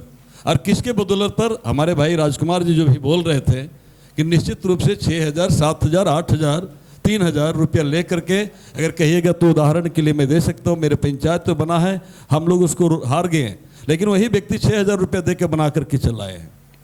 दुर्भाग्य है सर इस बात एक मिनट और सुन लीजिए। अभी जो आप कहे कि डीलर लोग जो हमारे उसके पास में जो आपको पैसा मिलता है आपको डिलीवरी करने के लिए, जो हमारे यहाँ गोदाम से लेकर डीलर तक जाता है उसका पैसा मिलता है, लेकिन उन लोग पैसा नहीं मिलता है सर। 100% मैं विश्वास दिलाता हूँ उसको पैसा नहीं मिलता है। वो जो डीलरों के पास में जाता है उससे पैसा लेकर के तब सामान जाता है सर। डीलर किस बाप के घर से लाएंगे, किस घर से डीलर लाएंगे पैसा? वो अगर जनता का पैसा वहाँ पर मारेंगे, चावल मारेंगे, तभी वहाँ जा कर के है हमने ये करेंगे। ये जो एजेंसी लिया है, एजेंसी वहाँ जब भाड़ा लेके जाता है, तेल लेके जाए, चावल लेके जाए, और मैं कहता हूँ सर मैं खुद जा कर के आपके एमओ साहब सिंह जी थे, कमल किशोर बाबू के पूर्व में आपका सिंह जी थे आपका एमओ साहब सर, उनके सामने जाके हम लोग निवेदन किए कि जो भी आप माल दीजिए ओजन करके यहाँ से दीजिए डीलर को। ऐसी बोरा से उठा करके लोग दे देते हैं, वहाँ आपका वजन नहीं होता है, वजन घट जाता है। ये अभी समस्या हम लोग है, आवाज़ उठाए थे कोडरमा प्रखंड से हम लोग सर।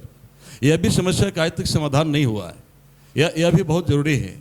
और अभी जो कर रहे हैं आज की बैठक के जो आपका जन सुनवाई था जनता के साथ में सर, क्या प्रचार क्या प्रसार, हम लोग को बैठक में बुलाने की बात आई है, हम लोग देखा नहीं, अखबारों में विज्ञापन आए होंगे। सर अखबार आपके क्षेत्र के लोग कितने पढ़ते हैं? वो जो कार्डधारी है जो आप कुपोषण, एक सेकंड हम रोकना चाह रहे हैं, कुपोषण की समस्या जिसके अंदर में क्या जानते हैं? मेरी बात तो मैं रुकता, थोड़ा तो पेशेंस रखा कीजिए। जब अध्यक्ष कह रहा है रुक जाइए तो आप इतनी तो शालीनता बरत लीजिए। मैं ये कह रहा हूँ कि आप लोगों को जानकारी नहीं मिली, प्रचार प्रसार नहीं हुआ। मैं जिला प्रशासन पर भरोसा करने को तैयार नहीं हूँ। अगर आप लोगों को जिला प्रशासन पर भरोसा नहीं है तो हम आपकी बात मान लेते हैं। आप लोग ये सलाह दीजिए कि अगर हम कोडरमा में आए, कोडरमा में जानकारी अखबारों के माध्यम से देने से पर्याप्त जानकारी नहीं हुई, आप लोग ये सुझाव दीजिए कि आयोग किस तरीके से प्रचार करे, किस तरह से प्रसार करे कि हम अखबारों में विज्ञापन दे रहे हैं, आयोग के पैसे भी खर्च हो रहे हैं, उससे मेरा मकसद पूरा नहीं हो रहा है जैसा आप कह रहे हैं। हम आपकी बात मान रहे हैं, क्या तरीका अपनाएं आप बता दीजिए, हम वही तरीका इसका तरीका है सर। सबसे पहले पंचायत के जो मुखिया हैं, जनप्रतिनिधि मुखिया हो गया, जिला परिषद हो गया, पंचायत समिति हो गया, आपके पीडीएस है, आपके जन वितरण प्रणाली है, समाज कल्याण से जितने आंगनबाड़ी है हमारा, सेविका है, सहायिका है, माता समिति संयोजका है, एक एक व्यक्ति को निर्देश मिला, घर घर से लोग आएंगे सर उठ करके। लेकिन मेरे अंदर मनसा नहीं है। पंचायत में हम लोग कम से कम जनप्रतिनिधि हो करके, पारा शिक्षक हमारे शिक्षक हैं, टोटल विभाग वहाँ है, विभाग से निर्देश मिलेगा, एक एक व्यक्ति के पास से आवाज़ जाएगा सर। लेकिन इस बात को कोई जानने वाला नहीं, सुनने वाला है। इस बात को अगर मुखिया को बुलाए, मुखिया अपने सम्मान के लिए जिसको समझ में आया आपके पास उपस्थित हुआ है सर। लेकिन विभाग को ऐसे निर्देश कभी भी नहीं जाते हैं। एक सौभाग्य हैं आज,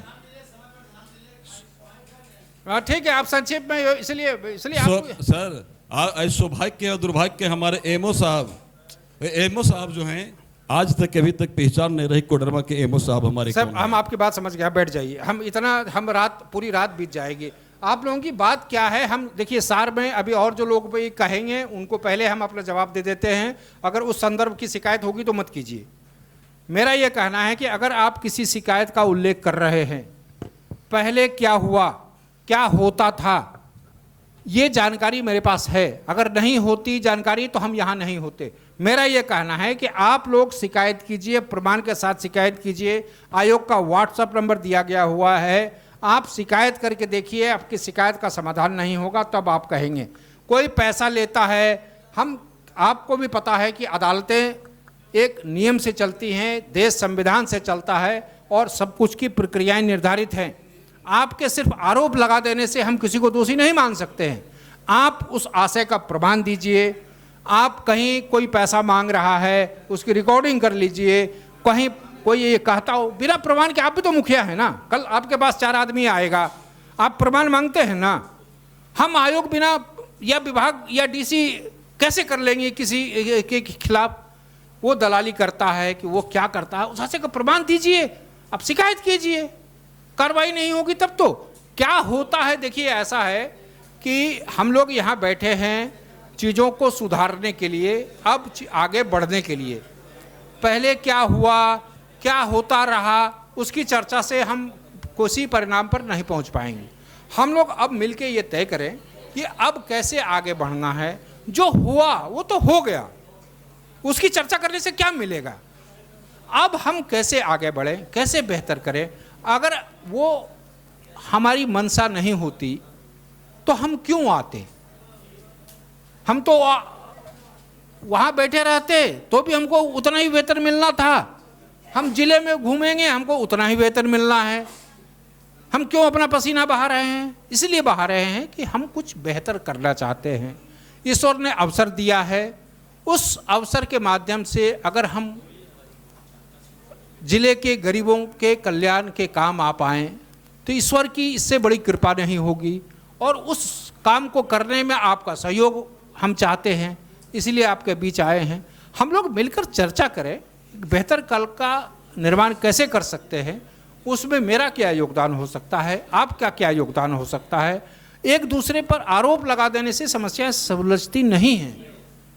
हम समाधान की तरफ बढ़े ना। आप सुझाव दीजिए। इन्होंने कहा कि लिस्ट दे देनी चाहिए, अच्छी बात, सुझाव है, मैंने अभी आदेश दिया कि भाई लिस्ट देनी चाहिए। अब आप इस तरीके से अपने कुछ सुझाव दीजिए कि सर ऐसे व्यवस्थाएं सुधरेंगी, हम उसमें सहमति देंगे, हम आपके साथ खड़े रहेंगे। तो इस तरह का कोई सुझाव हो तो दीजिए, किसी की शिकायत हो तो आप लिखित कीजिए। ठीक है सर, कुछ बोले हम भी।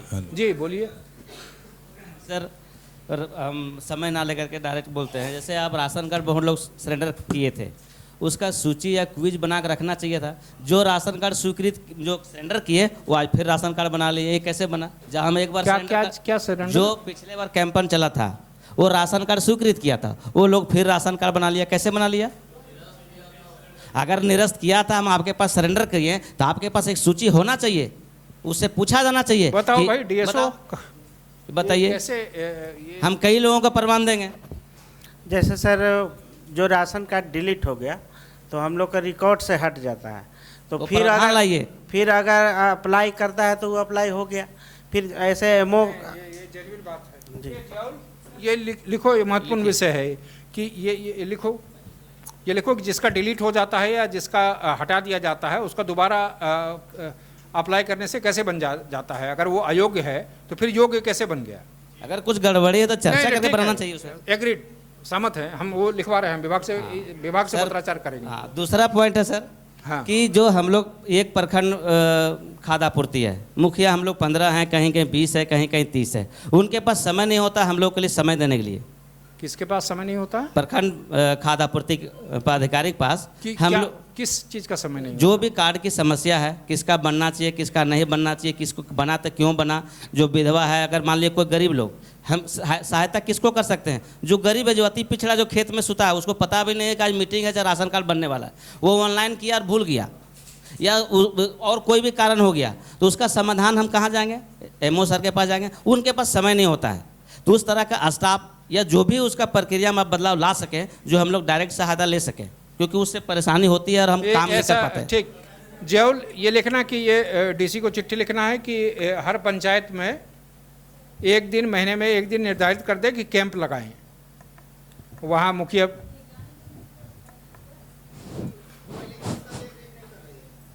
ये कैंप लगा के महीने में एक दिन कैंप लगा दें और उसकी जानकारी दे दें, लोग सब उपलब्ध रहेंगे और वो समाधान हो जाएगा। तो ये सब महीने में एक दिन निर्धारित कर दें और मुखिया को जानकारी दे दें, ये मुखिया पहुंच जाएंगे।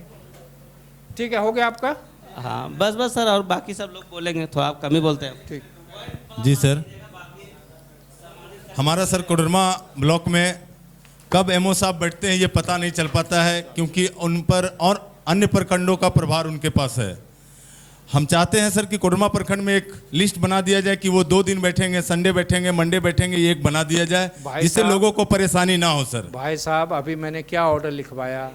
मैंने यही लिखवाया ना कि ब्लॉक की बात कर रहा हूं मैं सर। ब्लॉक बंद रहता है, एमओ ऑफिस जाते हैं हम लोग, सर बंद पड़ा रहता है। बंद रहे या खुला रहे मतलब नहीं है। जब एक दिन महीने में कैंप लगेगा, किस दिन लगेगा, बहुत सराहनीय कदम है सर। आपको सूचना मिल जाएगी। इसी आशय की चिट्ठी डीसी को लिखी जाएगी। जी धन्यवाद सर। ये एक ही सवाल बार बार दोहराया मत कीजिए। आप लोग सुना, जवाब सुनते नहीं है, इसलिए सवाल दोहराते हैं।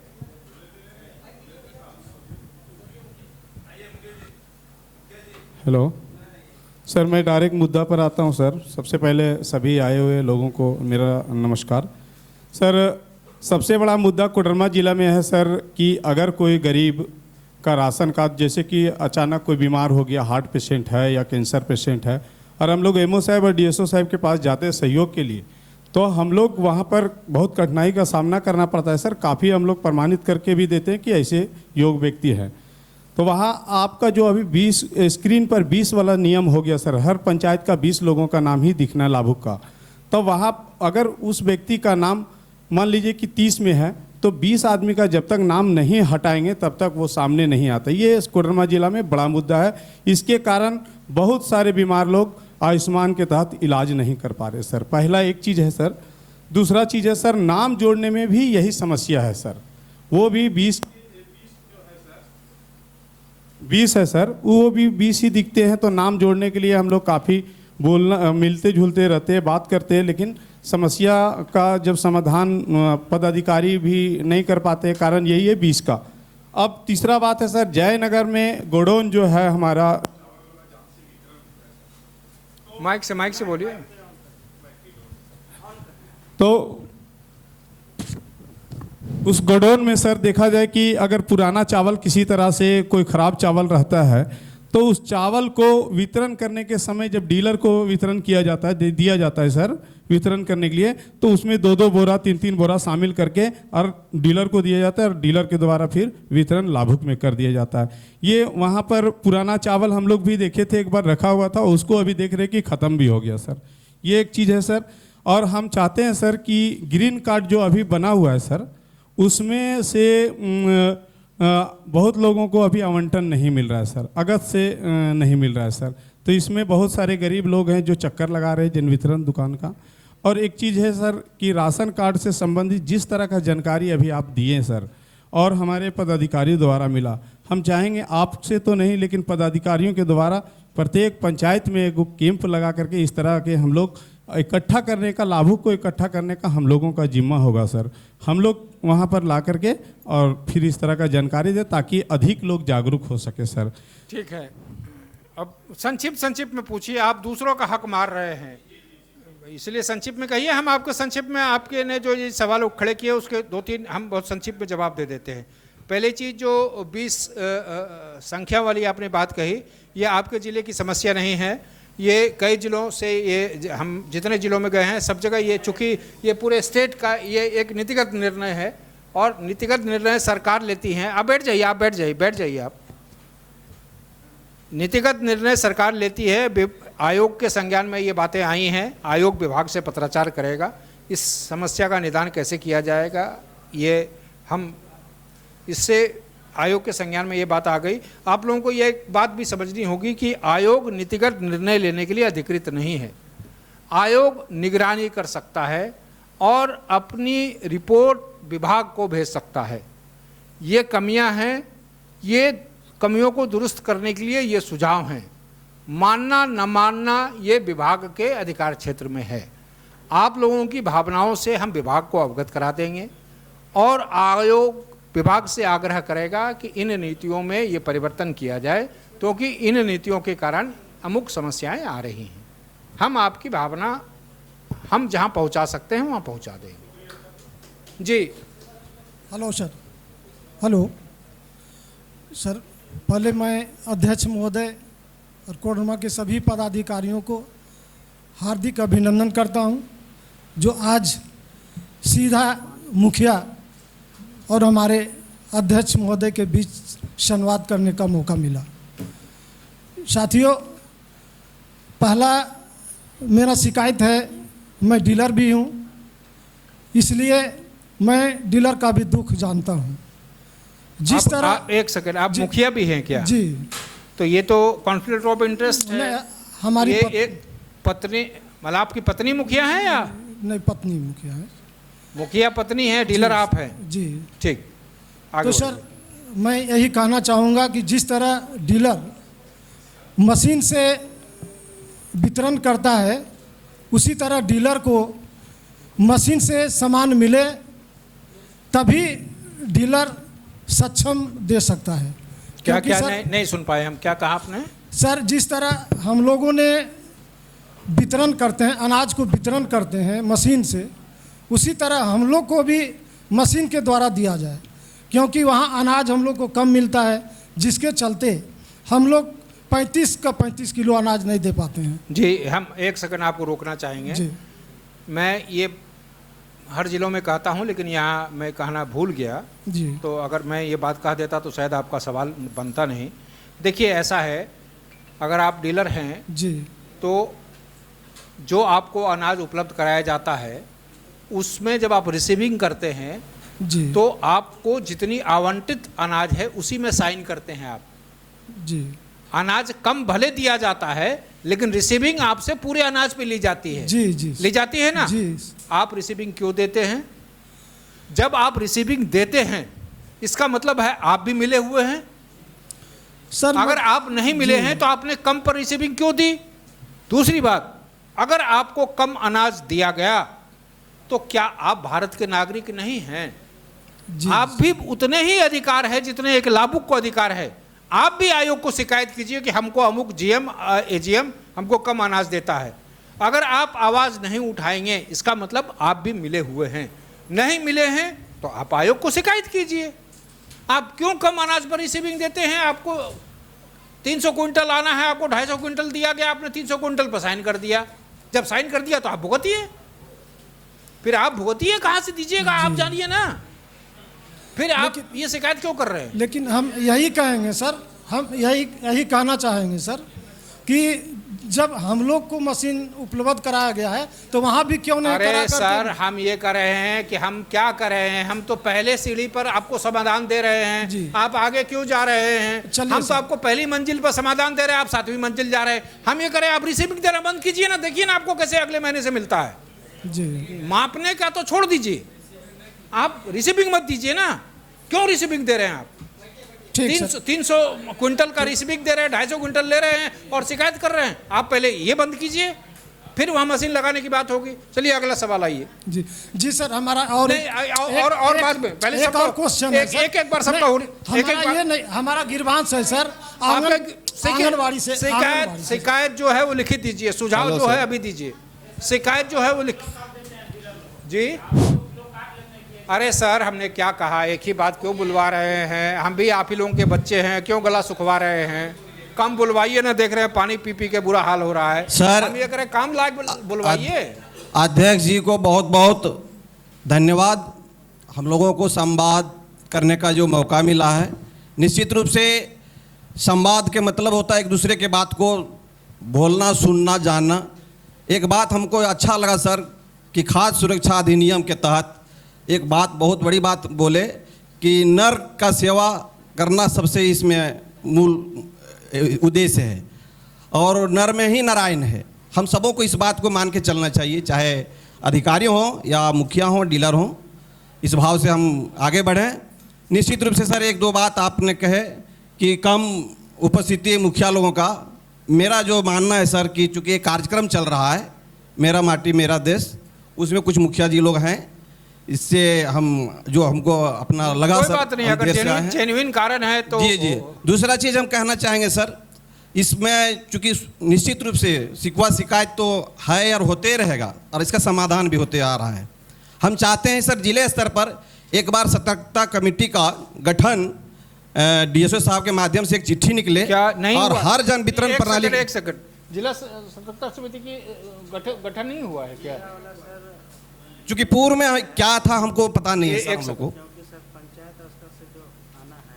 नहीं, हम ये पूछ रहे हैं यार कि हुआ है कि नहीं? नहीं हुआ है। और पंचायत स्तर पे गठित हुआ है? नहीं। ये लिखो डीसी को चिट्ठी लिखना है और विभागीय सचिव को कि यहाँ सतर्कता समिति गठित नहीं हुई है पंचायत से लेकर जिला तक। क्यों?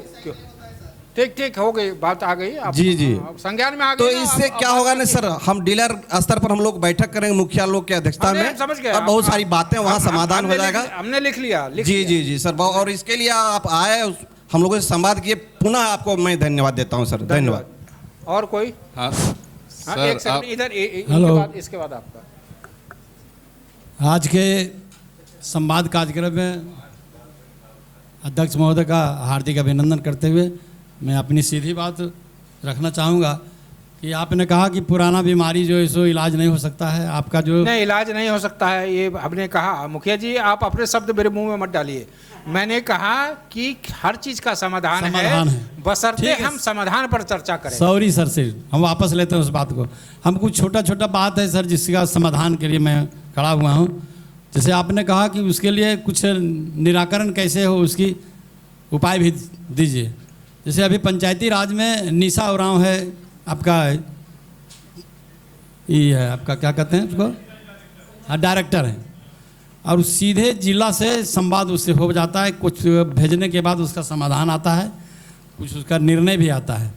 हम निर्णय आपको निवेदन करेंगे, आग्रह करेंगे, आपने जिस शब्द का उल्लेख किया कि खाद्य सुरक्षा अधिनियम को सुचारू ढंग से कैसे किया जाए, और आपने जो इतना उम्र में आप बोले कि हमको तनख्वाह मिलता है, हम घर बैठे भी कर सकते थे अपना, लेकिन आपका जो चेतना है दिमाग में, हम उससे बहुत ये हैं, प्रभावित हैं। हम चाहेंगे कि ग्रुप बने आयोग के माध्यम से, और पूरे जिला में कोई भी संवाद, अगर उस तरह का संवाद जिसका निराकरण संभव जिला में नहीं है, इसके बाद जिला से होकर के आपके तक पहुँचे और उसका एक निदान लिखो, एक ग्रुप बने। और दूसरा बिंदु है सर कि मशीन के संबंध में जितने भी पदाधिकारी हैं, हम लोग तो छोटे कार्यकर्ता हैं सर, एक मुखिया होने के नाते, कि जैसे आपको भले सोच ली, सरकार की सोच है कि ई पोस्ट मशीन से ठेपा लगाने के बाद अनाज सीधा जो है सो आपको लाभों को मिलता है। उसमें मेरा एक अपना निजी मानना है कि पहले मैनुअल अगर सामान देता था आपको डीलर, तो हो सकता है 35 के जगह में वो 30 देता होगा, या 30 के जगह में वो 25 देता होगा। लेकिन अभी सर ई पोस्ट मशीन के जरिए ही ठेपा के माध्यम से वो करता क्या है कि ये आपको सीधे 1 महीना का गट्टा जाता है अनाज। आपने चूँकि है क्या, आप जिस शब्द का उल्लेख किए, सबके साथ संभव नहीं है सर। एक मुखिया भी चाह करके उसका थंप्रेशन लगाने के साथ उपस्थित नहीं रहेगा, और उसको क्या है कि चाची नहीं लगा तुम्हारा थंप्रेशन, फिर एक बार दो, ये चचा ये नए लागलो से एक बार आर दे, और 2 बार उसका ई पोस्ट मशीन में होता है। मुखिया जी अब क्षमा चाहते हैं हमको रोकने के लिए, इसका क्या समाधान है, कैसे हम इसको कैसे रोकें, ये सुझाव दीजिए ना। हम इसको कैसे रोकें? इसका समाधान है सर, अगर मैनुअल में, जैसे हमारा वही बात रहा कि मैनुअल में अगर रजिस्टर में हस्ताक्षर करके उसको अनाज देता था तो 5 किलो मारता होगा, वो चाहे मारता था, मारेगा। अगर कहीं ई पोस्ट मशीन से है तो पूरा मशीन 1 महीना का लेता है अनाज, और दो बार ठेपा लिया और 1 बार का अनाज दिया, इससे होता है पूरा महीने में चला गया उसका। अच्छा, और आपके पास सीध नहीं कर सकता कि हम अनाज नहीं लिए हैं, चूँकि थंप्रेशन उसका लगा हुआ है। अब चाची और चाचा और बूढ़ी माता आपके पास थोड़े आयोग के पास जाएगा कि 2 बार ललके बाबू हमरा नए दल के अनजा से। अब एक मुखिया को कहता है, अब ऐसे मुखिया होने के नाते बीच बीच में सुविधा क्या हुआ कि जिला पंचायत स्तर से, जिला प्रखंड स्तर से होता क्या था कि ग्राम सेवक को किसी को डिप्यूट कर दिया, कहीं बीएलओ को कर दिया, कहीं आपको विभिन्न पदाधिकारियों को करके अमुक अमुक राशन में आपको निगरानी में बंटवारा करना है, निर्देश कभी कभी हुआ करता था। अभी वर्तमान में क्या हुआ, जो निर्देश हुआ है उस आलोक में ही लोग जन वितरण में अनाज वितरण करते थे। अभी वर्तमान में मुखिया होने के नाते उसके दिमाग में वही पुराना जड़ है कि मुखिया के पास लिखित है, वो भी आप जो बोले कि डीलर भी हमारे अंग हैं, वो भी अंग है, कहाँ है मुखिया का लिखा हुआ लेटर जो सरकार से निर्देशित है, आपको खाद्य आपूर्ति विभाग से उसको निर्देशित है नहीं, इसको तो आपको, बांटने के लिए। नहीं, आपको जो किट दिया गया उसमें लिखा हुआ सतर्कता समिति में मुखिया पदाध्यक्ष होते हैं, लेटर है सर। मेरा एक आग्रह होगा सर, जैसे ई लेटर सबके पास नहीं जाएगा, मेरा एक निवेदन होगा। अरे सबके पास मतलब किसके सबके पास? लेकिन एक लाइन सुना जाए सर, बात सुना जाए, अगर सटीक होगा तो उसको मान। जैसे एक अगर जिला से आपके माध्यम से, एक जिला से एक जैसे पत्रांक संख्या के लेकर के एक डीलरों को चिट्ठी जाए, मुखिया को चिट्ठी, अगर आपके निगरानी देख रेख में ये सारी व्यवस्था आपको सुनिश्चित करना है, और जब तक इनका देख रेख में अगर कोई डीलर वितरण किया तो उस पर कानूनी कार्रवाई किया जा सकता है। अगर ये एक प्रावधान हो जाएगा तो उसके दिमाग में रहेगा कि मुखिया जो बोल रहा है मानेंगे। ठीक है, अब हो गया, अब इनको अवसर दीजिए। एक लाइन सर, एक लाइन नहीं, छोटी सी बात सर। सॉरी, पहले इनको बोलने दीजिए, फिर ऐसे नहीं। आप हमने कहा कि आप लिख के भेज दीजिए ना, जो अधूरी बात रह गई वो लिख के भेज दीजिए। ठीक है सर, धन्यवाद जी, बहुत बहुत धन्यवाद सर जो आपने मौका दिया सर। मैं कोडरमा प्रखंड पथरलिया पंचायत सदानंद यादव की ओर से इस 1 दिवसीय कार्यशाला में आप सभी का स्वागत करता हूं। सर, हमें लगता है कि जिला में जिस तरह की भी समस्याएं हैं, कुछ अच्छे तरीके से कोई जिसको जो समझ में आया सारे लोगों ने रखा, लेकिन मूलतः हमारे पंचायत में सर कुछ समस्याएं हमको दिख रही हैं, हो सकता है कि इस बिंदु से हट के हो तो थोड़ा सा क्षमा करेंगे सर। कि हमारे यहाँ मेरे पंचायत में 5 पीडीएस दुकानें हैं सर, जो एक ही गांव में है। दूसरी बात यह है कि पीडीएस दुकान एक ही गांव में 5 है? 5 हैं, और हमारा पंचायत 4 गांवों से मिला हुआ है। 4 गांवों का है सर। एक बेहराडी जो हमारा गांव पड़ता है सर, और सलैया।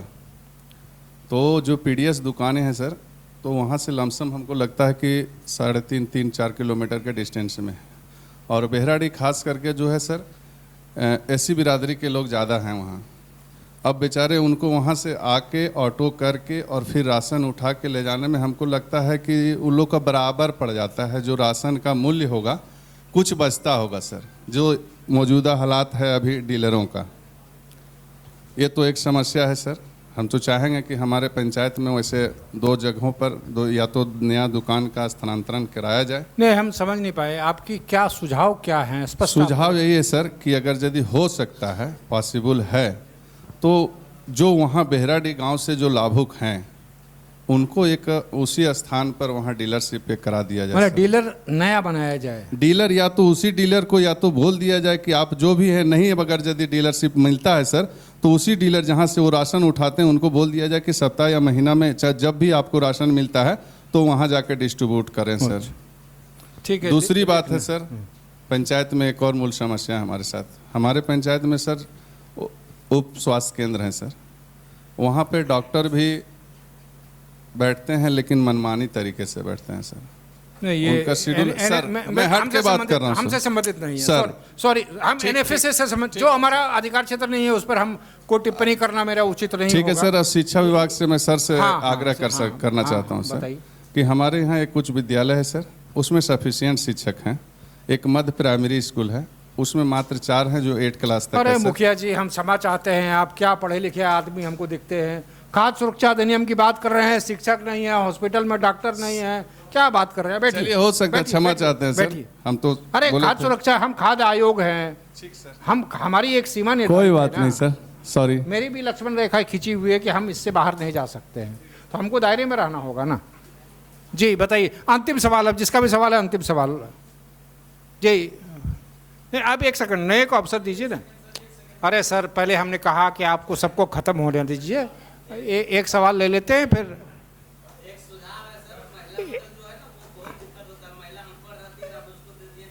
नहीं, आप लिख, ये शिकायतें लिख के भेजिए ना, लिख के भेजिए। अब वो आप व्हाट्सएप नंबर है, लिख के भेजिए आप।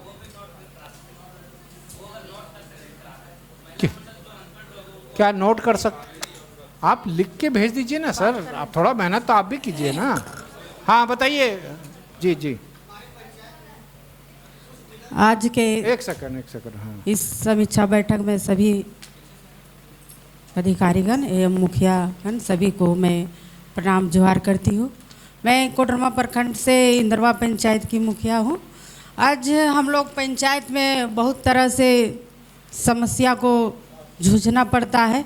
आज जो खाद्य सुझाव नियम के आज जो बहुत तरह से, आज मैडम ने बोली कि आंगनबाड़ी में बच्चों को इस तरह उस तरह मिलता है, तो बच्चों को डेली जो खिचड़ी मिलता है वो बच्चों और उसका माँ गार्जियन परेशान हो जाता है और चिल्लाने लगते हैं आकर मुखिया जी जुगुर कि खिचड़ी बच्चा को डेली डेली देना संभव नहीं।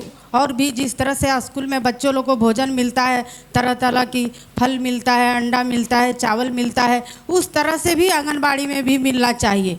क्या ये आंगनबाड़ी में क्या अलग अलग दिन मेनू नहीं है, डेली खिचड़ी है? ये लिख लेना जी, ये लिखना जी। और सर एक तो ये भी है जो मैडम बोली, जो कुपोषण के बच्चे के प्रति आज भी हम लोग को पंचायत में देखने को मिलता है। बहुत तरह से कुपोषण बच्चा है, लेकिन मैडम का नंबर नहीं रहने के कारण हम लोग को सदर भेजने का काम करते हैं। वहाँ पर्ची कटाता है, बोलता है यहाँ कोई तरह का व्यवस्था नहीं है, चल जाओ कहाँ रांची चल जाओ कि तिलैया चल जाओ, तो फिर भटक कर हम लोग कहीं पास आ जाते हैं कि मुखिया जी कुपोषण का बच्चा का। एक सेकंड जियाउल, ये भी लिखना कि जिले को उपायुक्त को लिखना है कि जितने भी पदाधिकारी हैं खाद्य सुरक्षा अधिनियम से जुड़े हुए, उन सब का नंबर जिले के सभी मुखिया के पास होना चाहिए। और वो उस संबंधित शिकायत कहाँ करेंगे ज़िले में, इसकी भी जानकारी हर मुखिया को होनी चाहिए। जी तो बोलिए। सर ये हम लोग को हमारे पंचायत में बहुत तरह का बिरहोर जनजाति भी बहुत एसटी के हैं, जो उन लोग को बहुत तरह से पीड़ित रहते हैं बीमारी के चलते, और उन लोग को अधिकतर कुपोषण बच्चे रहते हैं। तो मैडम का हम लोग को कभी मैडम का आमने सामने बात भी नहीं हो पाया और नंबर की व्यवस्था नहीं है। तो हमारे पंचायत में बहुत से कुपोषण बच्चे अगर भेजने का काम करते हैं तो फिर वहाँ पर्ची कटाता बोलता कि यहाँ व्यवस्था नहीं, फिर हमारे पास आ जाता है। तो मैडम का नंबर हम लोग को चाहिए, वैसा वैसा बच्चों को हम लोग भेजना चाहते हैं। और एक डीलर की बात आ गई, डीलर की चर्चा हो गई सर, लेकिन हम लोग को डीडीसी सर के आदेश से हम लोग को भी पंचायत में समीक्षा बैठक की आदेश मिली, हम लोग भी करते हैं।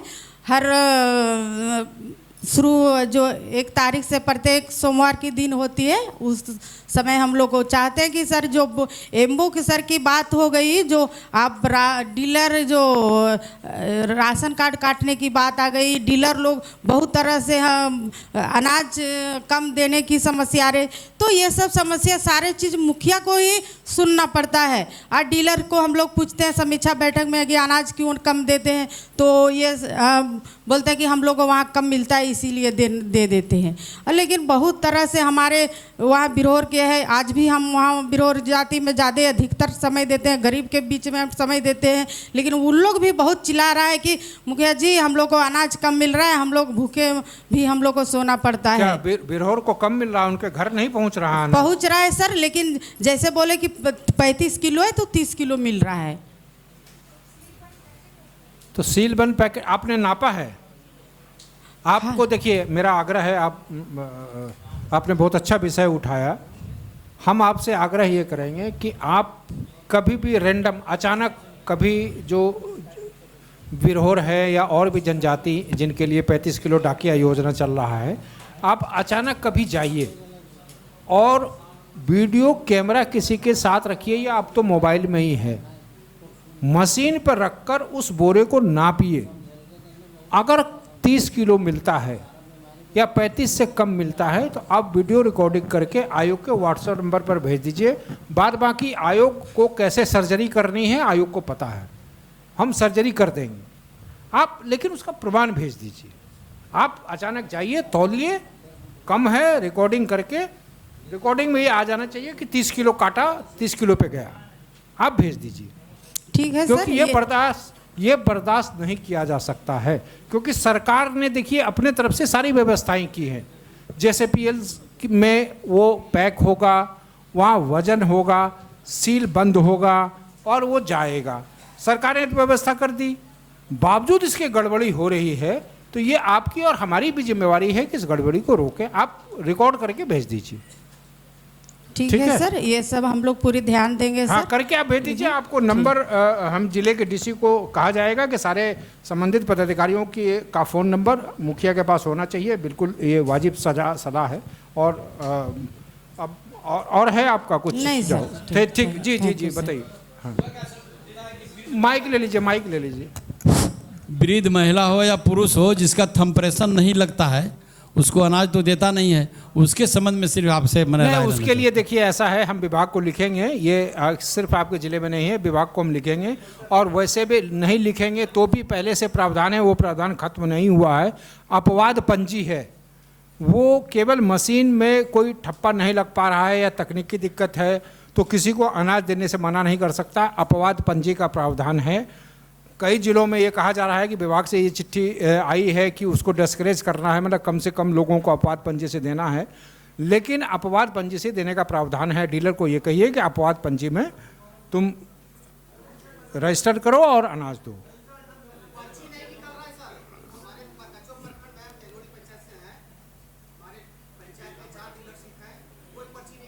ये लिख लीजिए, जो लिखना पंचायत और प्रखंड। पंचायत में हमारे गांव में डीलर लोग नहीं आते हैं। भाई मेरे, धोती साड़ी की बात नहीं कर रहे हैं, हम अनाज की बात कर रहे हैं। आप कहाँ धोती साड़ी में चले गए? मेरे अधिकार में नहीं है भाई धोती साड़ी। मैं कैसे बोलूँ, कैसे, कौन सी भाषा इस्तेमाल करूँ आप समझेंगे? मैंने पूरी रामायण सुना दी आपको। खाद्य आपूर्ति विभाग में है। खाद्य आपूर्ति विभाग मेरा नहीं है, मेरा खाद्य आयोग है, इतनी योजनाओं की चर्चा की मैंने। पीडीएस जन वितरण प्रणाली की दुकान, एमडीएम स्कूलों में सिर्फ मध्याह्न भोजन, आईसीडीएस आंगनबाड़ी में पोषण आहार और एमटीसी, यही खाद्य आयोग के अधिकार क्षेत्र में आता है। पर्ची नहीं मिलता है, ये हमारे विषय में है, वो मैंने कह दिया नोट करने के लिए। इस संदर्भ में जांच के लिए लिखा जाएगा। आपकी बातें आ गई। चलिए, बहुत बहुत धन्यवाद। नहीं सर, हेलो सर, प्रणाम सर, मेरा जोहार सर। ये अंतिम सवाल था सर, हमको लौटना भी है सर। हम सबका ले लेंगे, अगर छोटा छोटा पूछे तो हम सब बस ठीक ठीक है। मेरा आंगनबाड़ी वाली से है, सभी को जोहार। मेरा नाम कोयल देवी, भंडोपरतपुर की मुखिया हूँ सर। जो आंगनबाड़ी से पदाधिकारी आए हैं उससे मेरा सवाल है सर। और सर देखिए, जो आंगनबाड़ी जो सेविका है उनके साथ उनका मीटिंग होता होगा सर। तो अभी क्या है कि जो गरीब आदमी है, जो अमीर आदमी है, वो अगर अपने वोटर आईडी बनाने जाते हैं उनके पास तो 500 रुपया लेती है, और जो 20,000 जो लड़की को मिलता है उससे 5,000 लेती है, और जिसको 5,000 मिलता है उससे 1,000 लेती है। तो हम लोग उसे सवाल का जवाब करते हैं कि अगर ये पैसा आपको मांगता कौन है, तो बोलती है कि ऊपर से हम लोग को ऑर्डर है कि आप उन लोगों से पैसा लेना है। तो मैडम से मेरा इस सवाल का जवाब होगा कि पैसा यहाँ लेता कौन है? लिखना ज्योली लिखना है। हाँ, तो इस पर हैं सर, हम इस पर कदम उठाए भी हैं अपने पूरे पंचायत की सेविका सहायिका को कि अगर पैसा आपसे अगर कोई लेता है तो उसको हमको लिखित दीजिए कि कौन पदाधिकारी आपसे पैसा लेते हैं। तो उनसे भी हम लोग जवाब मांगेंगे कि क्यों आप पैसा लेते हैं। अगर एक लड़की सरकारी स्कूल में पढ़ती है, गरीब की बेटी पढ़ती है, उसको 20,000 कहीं से सहारा मिलता है आगे पढ़ने के लिए, तो उसमें से आप 5,000 ले लीजिएगा, उसके पास बचेगा क्या सर? तो इस पर कार्रवाई होना चाहिए सर। क्या बता रही हैं? नहीं, ये देखिए, आप लोग ताली बजा रही थी, मैं आपके सवाल पर ताली बजा रहा हूं, और आप लिखित तौर पर ये आयोग को दीजिए। जी सर, और आप सर, आयोग को भेजिए, क्योंकि इससे ज्यादा दुर्भाग्यपूर्ण स्थिति नहीं हो सकती। सर मैडम का नंबर और नाम हमको चाहिए। मैडम का नंबर और नाम ही नहीं, सिर्फ सारे अधिकारियों का नंबर 7 दिनों के अंदर आप लोगों को मिल जाएगा। मिले ना मिले, आयोग इस बात की तहकीकात कराएगा। आपका व्हाट्सएप नंबर है ना? उसमें व्हाट्सएप नंबर है। जी सर, जो आप लोगों को किट दिया गया, आयोग का व्हाट्सएप नंबर। जी सर, हो गया? जी सर, फटाफट बिल्कुल संक्षेप में। जी, माइक दे दीजिए। एक नहीं, सॉरी, पहले बारी बारी करें। आप बार आप क्यों? सोनिया, हाँ सर, आप आए तो आपको धन्यवाद। मैं आपसे एक चीज़ जानकारी चाहता हूं, जो आपदा राहत खाद्य सुरक्षा कोष के बारे में बोले, 10,000 रुपया जो आता है, वो आज तक हम लोगों को जानकारी नहीं थी। इसकी अगर मान लिए व्यवस्था क्या है और किस तरह से इस कोष का हम लोग मतलब अपने यहाँ प्रयोग कर सकें, इसके बारे में सर डिटेल में हमको जानकारी दे दीजिए। सब वीडियो को बोल दो कि एक बार सभी अपने प्रखंड के पंचायत को, मुखिया को बुला के इसको ब्रीफ करते हैं कि क्या है, कैसे लाभ करना है, क्या योजना है। और सर गोदाम की जो समस्या है, जो गंदे चावल रहते हैं, जो लोग जाते हैं उस पर चढ़ के घूमते फिरते हैं, उसको कम से कम गोदाम की व्यवस्था साफ सफाई बढ़िया से करवाया जाए और उस सब चावल को हटाया जाए।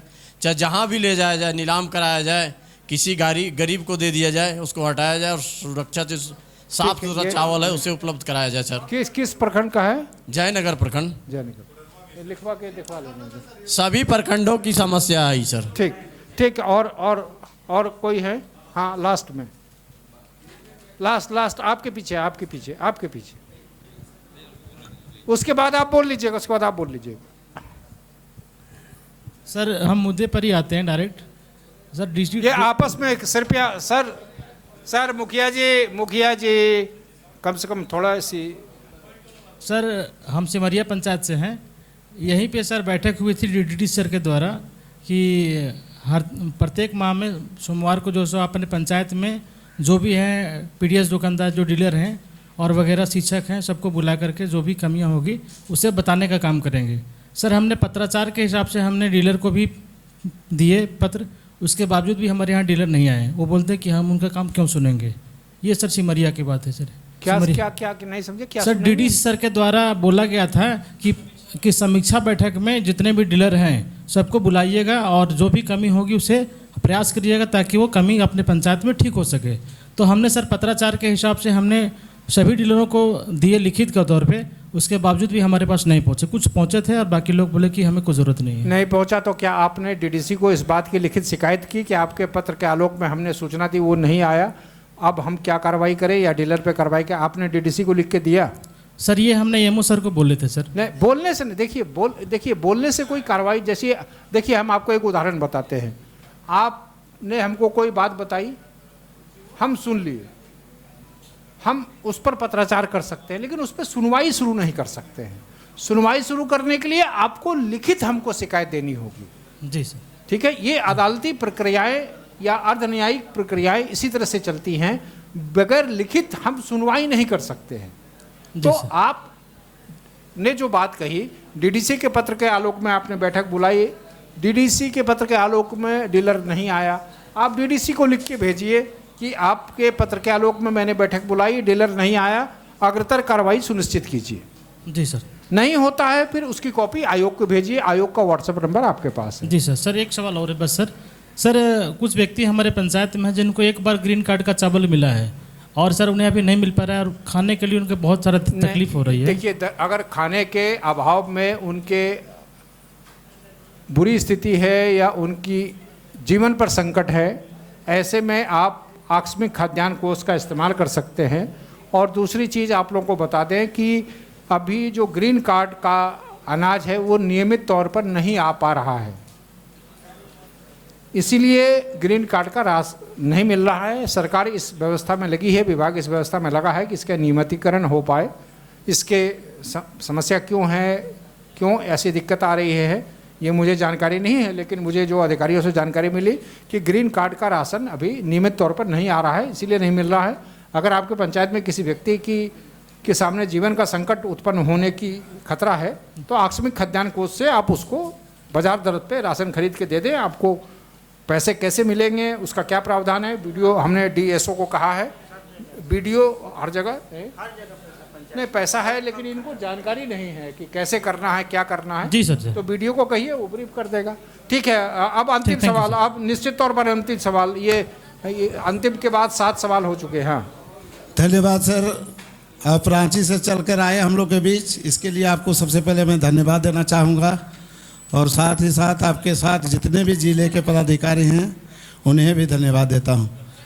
हम लोग को समस्या जो है लगभग हमारे मुखिया जी लोगों से आपके पास पहुँच ही चुकी है, लेकिन मेरा एक सवाल है सर कि सबसे निचली इकाई के हम लोग प्रधान हैं और आपने कहा कि आप लोग सब सर्वोपरि हैं निचली इकाई के, लेकिन हम लोग ग्राम सभा के माध्यम से जो भी हम लोग के यहाँ पंचायत स्तर पर या 118 या 150 यूनिट की बात गई है, हम लोग ग्राम सभा के माध्यम से प्रखंड स्तर पर भेजा है, लेकिन उसमें मैं देख रहा हूँ कि वो सब चीज़ ग्राम सभा के माध्यम से जो सूची आई है उसको नहीं करके कुछ बिचौलियों के द्वारा या मेरे वार्ड सदस्य के द्वारा या कहीं ना कहीं जो पुराने लोग ब्लॉक में आना जाना काम करते थे उनके माध्यम से कार्ड बन चुका है, और हम लोग को जो कार्ड ग्राम सभा के माध्यम से आया है अभी तक नहीं बना है। जो मैं अभी ये देखिए, ऐसा है मुखिया जी, रुपये पंचायत से एक सेकंड मुखिया जी, ऐसा है, आप ग्राम सभा के माध्यम से करें या आप व्यक्तिगत करें, करना ऑनलाइन ही है। और ग्राम सभा से जो मेरा कहने का भाव ये है सर कि हम लोग को प्राथमिकता अगर देते हैं, हम लोग को ग्राम सभा करने देते हैं, तो जो हम लोग के द्वारा सूची आई है उसको पहला प्राथमिकता दें। अगर उससे और लेना देना है तो आप करें, उससे हमको कोई लेना देना। आपके ठीक वाजिब बात, सहमत। ये लिख लेना, ये ग्राम सभा को प्राथमिकता दी जाए। ठीक है, धन्यवाद। आप लोगों से आग्रह होगा कि सर एक छोटी सी सवाल है, जैसे ग्रीन कार्ड में पैसे सबका बन गया था, वो 8 महीनों से नहीं मिला और अबर 2 महीने मिला, और फिर अभी हम डीलर से पता किए तो जनवरी वाला नहीं आया है। अरे भाई मेरे, अभी मैंने क्या कहा यार, क्यों बुलवा रहे हो? मैंने कहा भाई नियमित नहीं आ रहा है, नियमित राशन पीछे से ही नहीं आ रहा है भाई। अच्छा। मैंने यही बात कही, उस पर विभाग प्रयास कर रहा है। तो सर इसकी जानकारी मुखिया जी को दे दिया जाए ताकि हम आगे सामने वाले को बोल सकें। ये हम सहमत है। हाँ। ये आप लोग अभी मुखिया जी लोग से आग्रह है कि जाइएगा मत, एक बार हम लोग ग्रुप फोटो खिंचाएंगे, आप लोग सब आ जाइए, एक साथ ग्रुप फोटो खिंचा लेंगे। तब तक बाहर सर। ठीक है, बाहर ही करा लेंगे।